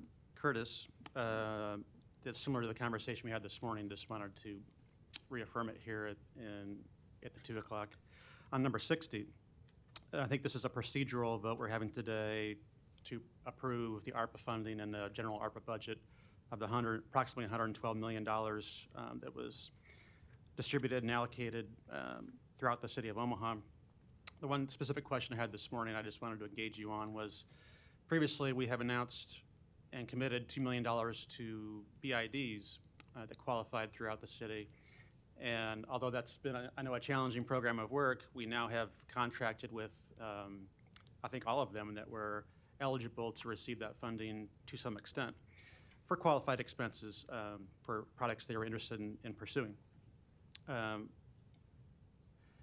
But knowing that that amounted to about 1.7 million rather than 2 million, I was previously told that the remaining 300,000 in that category could be used for unanticipated costs or contingency funding for those several projects, or potentially other eligible expenses they're pursuing that could be committed prior to the end of this year, which is when that needs to happen. So my only concern was, I know there are several of those projects that could still benefit from that funding and do still have eligible expenses that could be committed by the end of the year. So I didn't want to see that $300,000 just swept into essentially the general fund, the $45 million that we call city recovery. So my question to you that we discussed this morning is just, although if this is approved today, this is an update to your procedural requirements under that grant, but it doesn't mean the previously committed $300,000 couldn't still be used for those projects. Is that an accurate representation? Steve Curtis, City Finance. So remember that we're under an obligation with the federal government to make sure we do this reporting and get it approved by the proper body, which in this case is you, this council. If you remember the way that program worked for BIDs, we had the 2 million, we divided it by the 7 eligible BIDs, and it came to about 285,000 each. And the decision was made that each BID should be capped at 285. And at least 2 and maybe 3 of the BIDs came in with something less than 285. For those that did come in at 285, we were able to manage those primarily through Public Works. For instance, it would be lighting from OPPD, so we were able to manage those to 285. What we were holding this last 300 for was for those who hadn't spent their whole 285, if the approved projects that they were working on came in as they finish up the budgeting or the bidding for those, which is still underway for a couple of them, we wanted to make sure we had some money that was still set aside that they could access. So to your point, we couldn't necessarily leave it where it was because we're running out of time, as you well know, to have it committed by 12/31. And we got a little nervous just getting a budget in and approved, and thought it'd be prudent to go ahead and put it into rehiring with the understanding that if one of the eligible projects or anything else, I guess for that matter, if it's eligible, it would still be accessible through this mechanism. So it is still available through 12/31/24. Okay. So should the council, and I presume the administration agree, the 300,000 previously designated to BIDs could be still appropriated to those projects, I guess, through a council action of some kind? Yes. What would that be, a resolution or some kind of appropriation, or how would that work? Probably a resolution, but I'd have to defer to law. Okay. I think Matt has left the building, or at least not in the meeting here, but that's the information I wanted to confirm just on the record with you, and I can follow up with him on that. Okay, I don't see any further lights on these items, which are 39 through 60. There was a motion and a second to approve. Roll call. Harding. Yes. Hug. Yes. Johnson. Yes. Melton. Yes. Rowe. Bagley. Mr. President. Yes. Motion passed 7-0. Item 61, an ordinance to approve a major amendment to mixed-use district development agreement for West Point located at 15504 Spalding Plaza to allow a kennel as a permitted use. Planning Board and Planning Department recommend denial. The vote on item number 61 is today. This would require 4 council members to approve. Ms. Belton, you're recognized. Thank you. And Mr. Reinhardt, could you come up? You'll have to state your name and address for the record. Yep, Derek Reinhardt, 18932 Nicholas Street. Okay, thank you. And also, thank you for sitting through this extra long council meeting. I'm sorry that you're close to the end. It was interesting, though. So. Okay, well. That's way more important stuff than mine, so. Well, you know what? I think what you're doing is important. It's important to a lot of people. I've talked to a lot of people, know a lot of people that use your facility.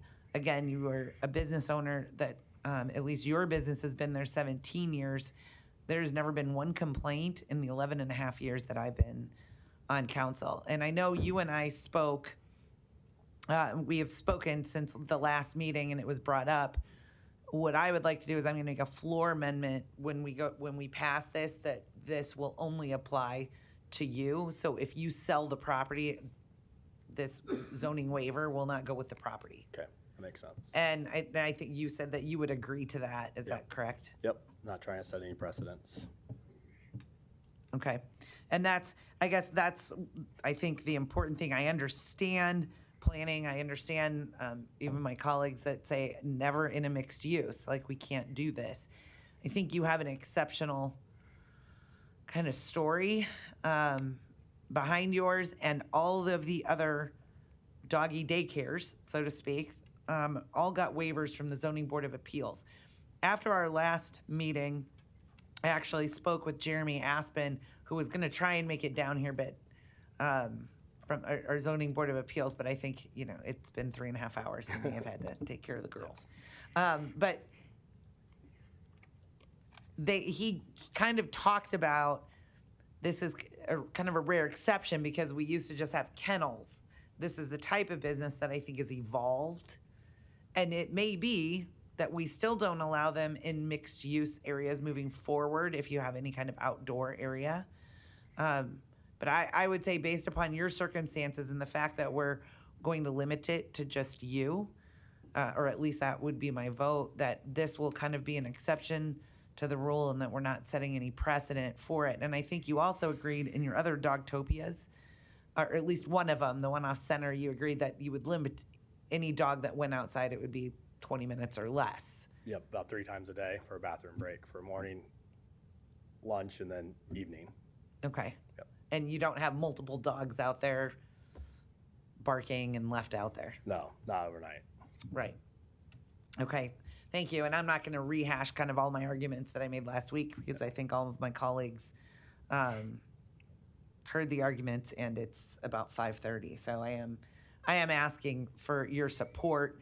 I see that there's a light on, but Mr. Kuzi, I would like to make a floor amendment to amend this to be applicable as to the property owner. Matt Kuzi Law Department. I'm stalling because Muni Code's not loading really quick. I just want to make sure that we can make such an amendment on a mixed-use district. I know for special use permits, we can. How about this? While you're looking for that, I see that Councilman Hug's light's on, and maybe I'll yield the floor to Mr. Hug. And I'll be to you, council member. If we can't amend it, I think we could accept a letter from you, giving us your word that you would, if you do sell it, you would make sure that people understood that city council giveth, city council can taketh away. Yeah, of course. And I'm stalling to give them a guy's time. Yeah, that's okay. Can we got an update on the volleyball game? It's an exception, you know, I've toiled with this in my head, but I'm sympathetic that I believe that to some extent you're probably a victim. And I could see very clearly how if you bought an existing business that's had several previous owners and has been there for a number of years, you know, doing your due diligence, something like this could fall through the cracks. It doesn't mean by any stretch of the imagination if somebody were to come before us with a similar situation, whether it be a liquor store or a facility such as yours, that we would respond in kind, as I don't believe we would. So, for lack of a better way to say it, I think you're going to get lucky today. And how long can I keep talking? You're saying good things. Just keep it. You keep going. All right. Yep, you're good. Mr. Harding, you're Mr. Harding. recognized.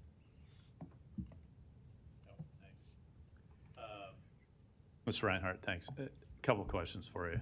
I think at the last time we met, I'd asked you about when you purchased, first you purchased the business, I believe, and then you purchased the building. Is that correct? Yes.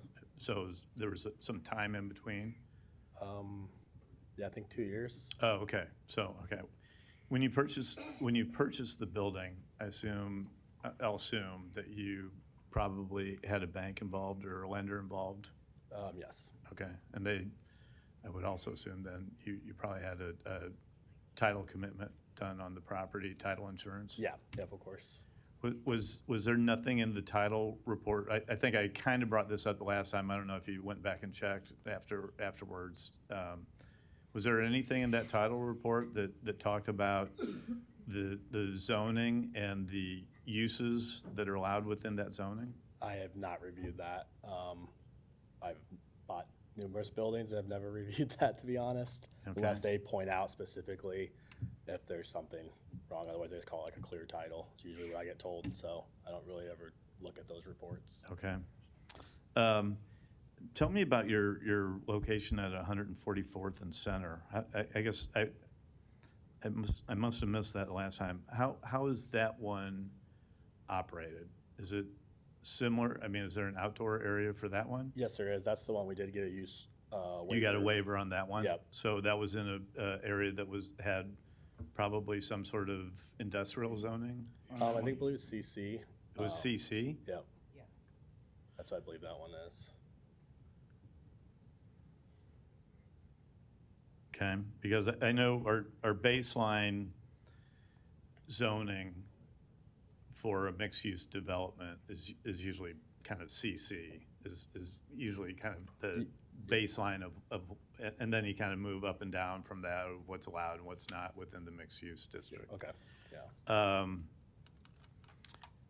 Now I'm going to vamp a little bit, but while I'm vamping, because I don't know if they're done having their conversation, maybe because, well, I was going to say maybe because you are, maybe what we should do is lay this over so that we're not making kind of the, okay, if you're comfortable with it, but I was going to suggest laying this over, but I'm not going to make that motion if you think you have what you need, but I'm very sympathetic to the issue here, and I would say, I know it's not your business model, but this is, if it doesn't pass, I wouldn't say that it's necessarily telling you to shut down your business. You could still operate with indoor facilities.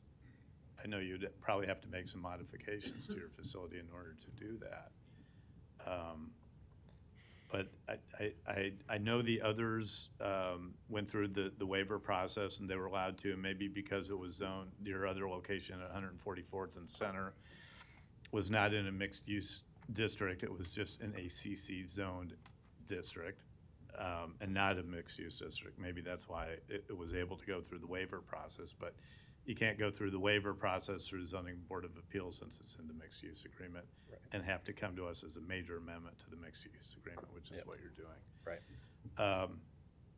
Again, I understand the others and the processes that they had to go through to get those waivers or those approvals. But I know this is a little different because it's in a mixed-use district, and because the other operators within that mixed-use district, when they purchase those properties within that district or have their businesses within that district, knowingly or not, kennels were not allowed under the current definition of the kennels. And I will say, I fully suspect and would encourage going forward that because this business has involved, not yours specifically, but generally, that type of business, I think needs to be redefined. But again, I don't think it's probably going to end up in a mixed-use allowed in a mixed-use district generally. In CC and below, or probably more industrial, like light industrial down, it probably would be as a use by right going forward, but we're not to that point yet. So I do have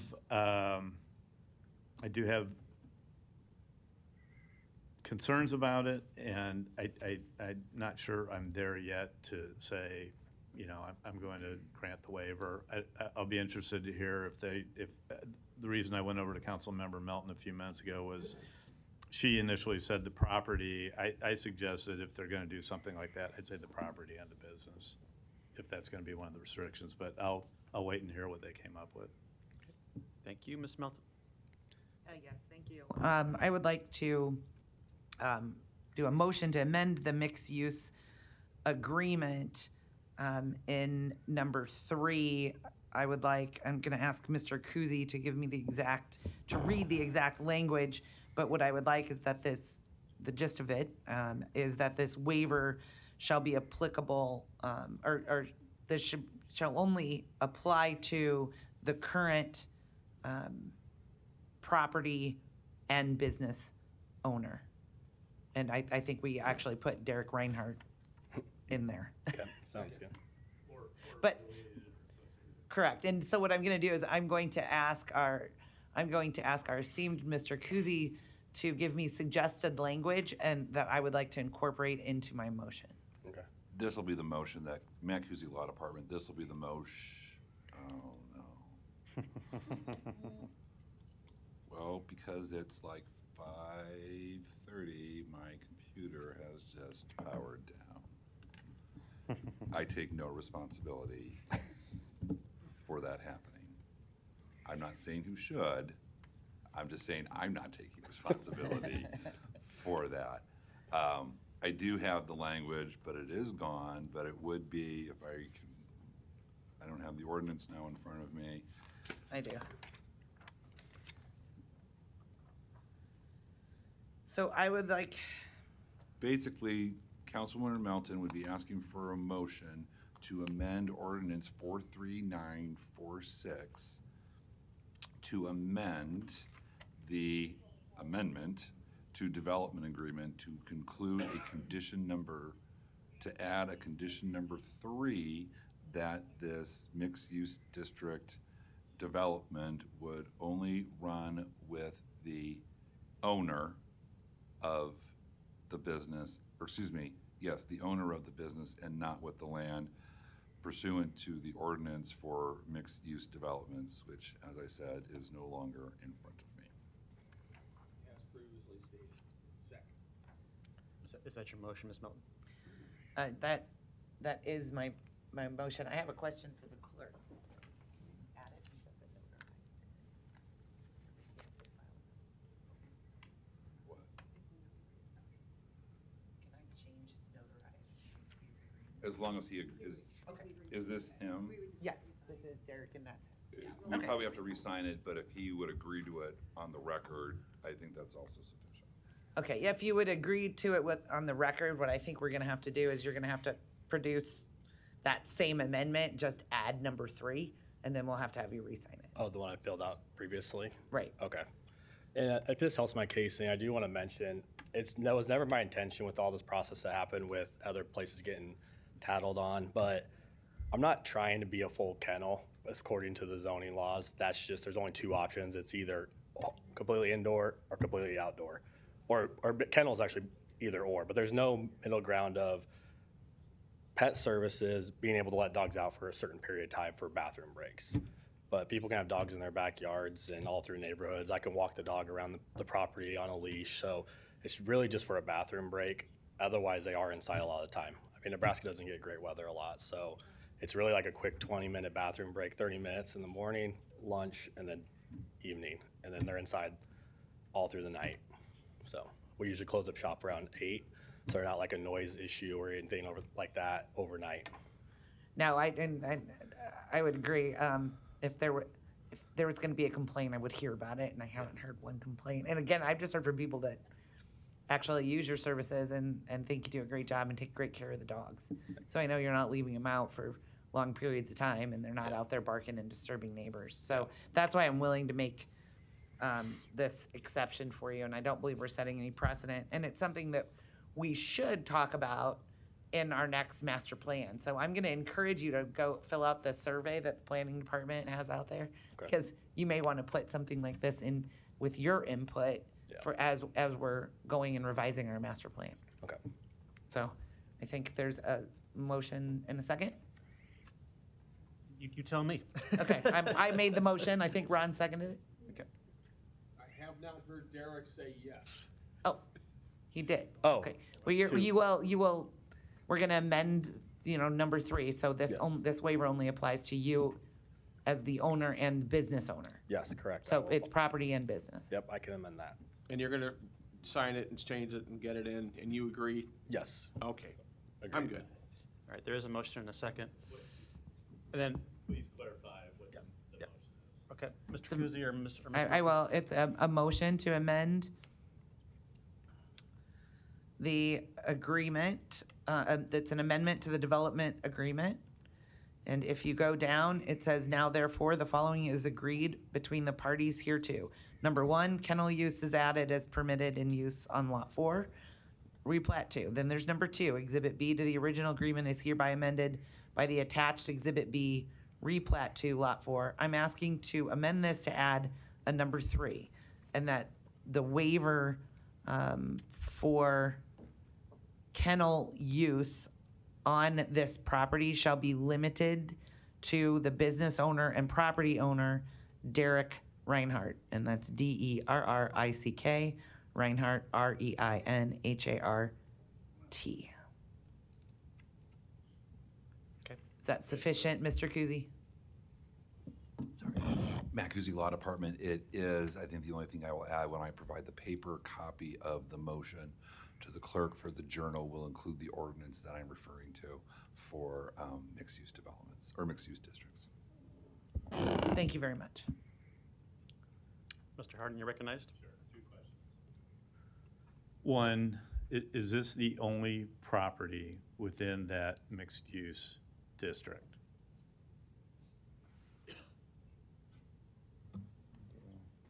Dave Fanslaw, City Planning, you're looking at me, is it the I only? will, yeah, what's it? No, is it the only property within the mixed-use district? No, Yeah, there's okay. multiple properties within that mixed-use district. Are there requirements or for the others within that district to agree to such amendment?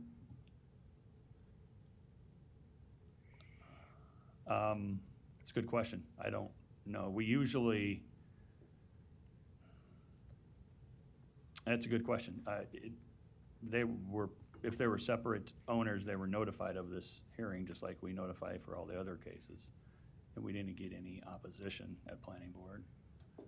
But you're right. So is whoever's the holder maybe of the original agreement, have they opined on this situation? Not that I'm aware.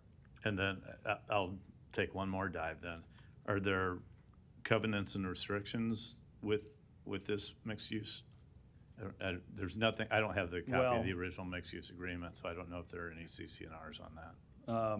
Well, there wouldn't, I mean, as you know, the city's not party to any No, that's covenants, true, but. that's true.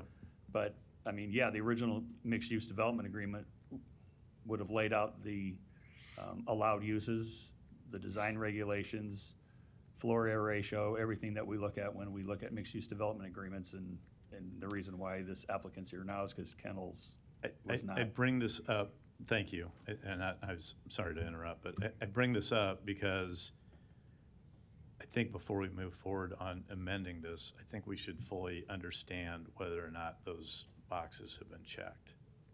And therefore, if this amendment or as amended fails, I will bring up a motion to lay over to find out the answers to those questions. And before I have those answers, I guess I'm going to be voting no.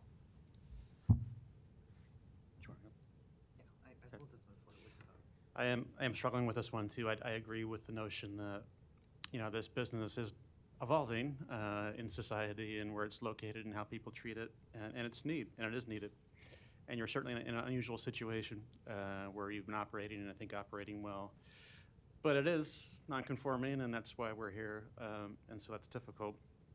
Mr. Kuzi, my question on the floor amendment is, if that's adopted, then there also has to be a second vote as adopted, correct? Yes. Sorry, Macuzi Law Department, yes. It's like, I'm at the point where I think the floor amendment does make it better, but I'm not sure I'm at the point where I'm saying it's okay, so that's why I'm asking. Okay, that was my question. Mr. Hardy. Yep. Along those lines, because I was exactly there with you. I kind of said that to Don, that I was probably going to vote for the amendment, but not as amended. But then when I started thinking about some of those other questions about whether or not we can actually do this without checking some of those other boxes, I think I've gotten to the point. And again, Derek, I know you run a great operation. Hey, I take mine to one that had to get a waiver too. So I know this is something that we need to change and need to address. But again, because I want to make sure I don't want to leave the opportunity for someone to come in after our action here and say we did it incorrectly. So if you move forward with the amendment and as amended, great. But again, I don't think I'm going to be there today. And the other thing I would add is that, as a general rule, after having done this for about 16 years, when something is this hard to talk through, it's usually better to take your time and or not do it today. But that's my last remark. Ms. Melton, you're recognized. Yeah, if I could. And Mr. Reinhardt, maybe so that we get the language correct, Mr. Kuzi gets the ordinance numbers correct. I know I can't assure you that this isn't going to be another 3-hour meeting next Tuesday, but I might be able to ask council to pull this one up first at our next meeting, since it's 6 o'clock. I will ask that next Tuesday. I think what I would be more comfortable with, to ensure that you don't get voted down today, Yeah, I agree. is that all the documents are correct. Maybe we can get a new agreement signed, notarized with the correct language, have the correct ordinance in there. And then perhaps Mr. Harding would be able to, I might be able to get him some better answers than I could give him today. I have some thoughts, but I'm not going to put it on the record of what I think the answers are. I'd rather try and determine what the right answer is, make sure your paperwork is correct, and then bring it back. So I'm going to withdraw my amendment. You'll withdraw your second, I assume. Thank you, Ron. And then I'm going to do a motion to lay this over for 1 week, and I will be requesting that we call it up at 2 o'clock next week based upon your sitting here. If that time works, I can do it in 2 weeks. Okay, let's check my calendar quick. Yes. Yeah, I don't mean to put you. Nope, I'm good. So it would be a layover until the 17th. No, I think that's good. Obviously, losing one vote, you already said you'd say no. Unless there's 4 of you that will say yes. Yeah. But I don't want to lose 1 out of 7 votes because he doesn't have all the information. Right. I think it's clear what we're trying to do here. And It does need to be done right. I just want to pull at your guys' heartstrings a little bit. It seems like a little thing you mentioned about you could bring it inside. It's not that simple. Parents don't, dog owners don't, dog parents don't like that. The facilities usually just can't handle that cleanly. Like I said, it's a quick going out to the bathroom, so hopefully we can get this done right and not set anything going forward. No, I agree. Thank you. And with that, I think I'll do my motion to lay over till the 17th. Okay, there was a motion to lay over to the Second. 17th, Oh. and there was a second. Oh, sorry. I don't see any further lights, right? Okay. Roll call. Harding. Hug. Johnson. Melton. Rowe. Bagley. Mr. President. Yes. Motion passed 7-0. All right, let's vote the same way next time. Thank you. Item- We will put it up front. Yeah. What's that? We will get it up front for you. I appreciate it. Thank you, guys.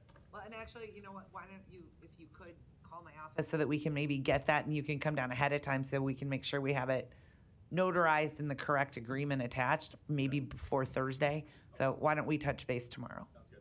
Okay. Thank you all. Item 62, a resolution to approve the appointment of Stephen Jensen to the Omaha Streetcar Authority Board of Directors. Public hearing and vote on number 62 is today. Proponents, please. Luis Jimenez, 2709 Dewey Avenue. If I understand this right, you have to replace Mr. Stubbe on the Streetcar Authority Board because he has a conflict of interest based on contracting, or money, based on money. And so the replacement would be Steve Jensen. And I've met Mr. Jensen a few times. In one instance, when he was supporting the streetcar at a public meeting, and at a community meeting, excuse me. And he mentioned, so from what he said, he seemed like a great advocate for the streetcar.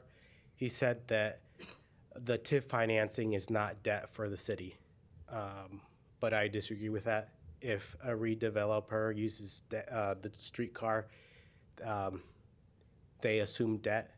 So if the city uses bonds for the streetcar redevelopment TIF project, it would be debt for the city, but it's being financed through the bonding scheme. Outside of that, he's a very nice guy. And one last thing is that because of the things that have transpired the last few days, I have a quick prayer for you, for this group. May Christ shield you in all your ways. All right. Thank Thanks, you. Louise. Any other proponents today? Seeing none, any opponents? Public hearing is closed. Ms. Johnson. Thank you, Mr. President. Is Mr. Jensen here today? Okay, I will not be able to support this because I'm not able to apply due diligence. Thank you. Thank you. Second. There's a motion to approve in a second. No further lights. Roll call. Harding. Hug. Johnson. Melton. Yes. Rowe. Bagley. Mr. President. Yes. Motion passed 6-1. Item 63, an ordinance to acquire private property for the Bensonville Acres Street Improvement Phase 2 project. Public hearing on number 63 is today. Proponents, please. Seeing none, any opponents? Public hearing is closed. Item 64, an ordinance to approve vacating an irregular portion of right-of-way located at the northeast corner of 8th Street and Riverfront Drive. Planning Board and Planning Department recommend approval. Public hearing on number 64 is today. Proponents, please. Seeing none, any opponents? Public hearing is closed. Item 65, an ordinance to approve a purchase from Axon Enterprise, Inc. for 20 licenses to Justice Premier for the City of Omaha Law Department Prosecution Division. Public hearing on number 65 is today. Proponents, please. Seeing none, any opponents? Public hearing is closed. Non-action items, items 66 through 103, do not require public hearing or city council consideration at this meeting, but will be placed on a future agenda after the item on the agenda, as well as the date the item is expected to appear on agenda for consideration. Is there a motion to adjourn? Hug. Johnson. Melton. Rowe. Bagley. Mr. President. Yes. Motion passed 7-0. Meeting is adjourned at 5:54. Thank you.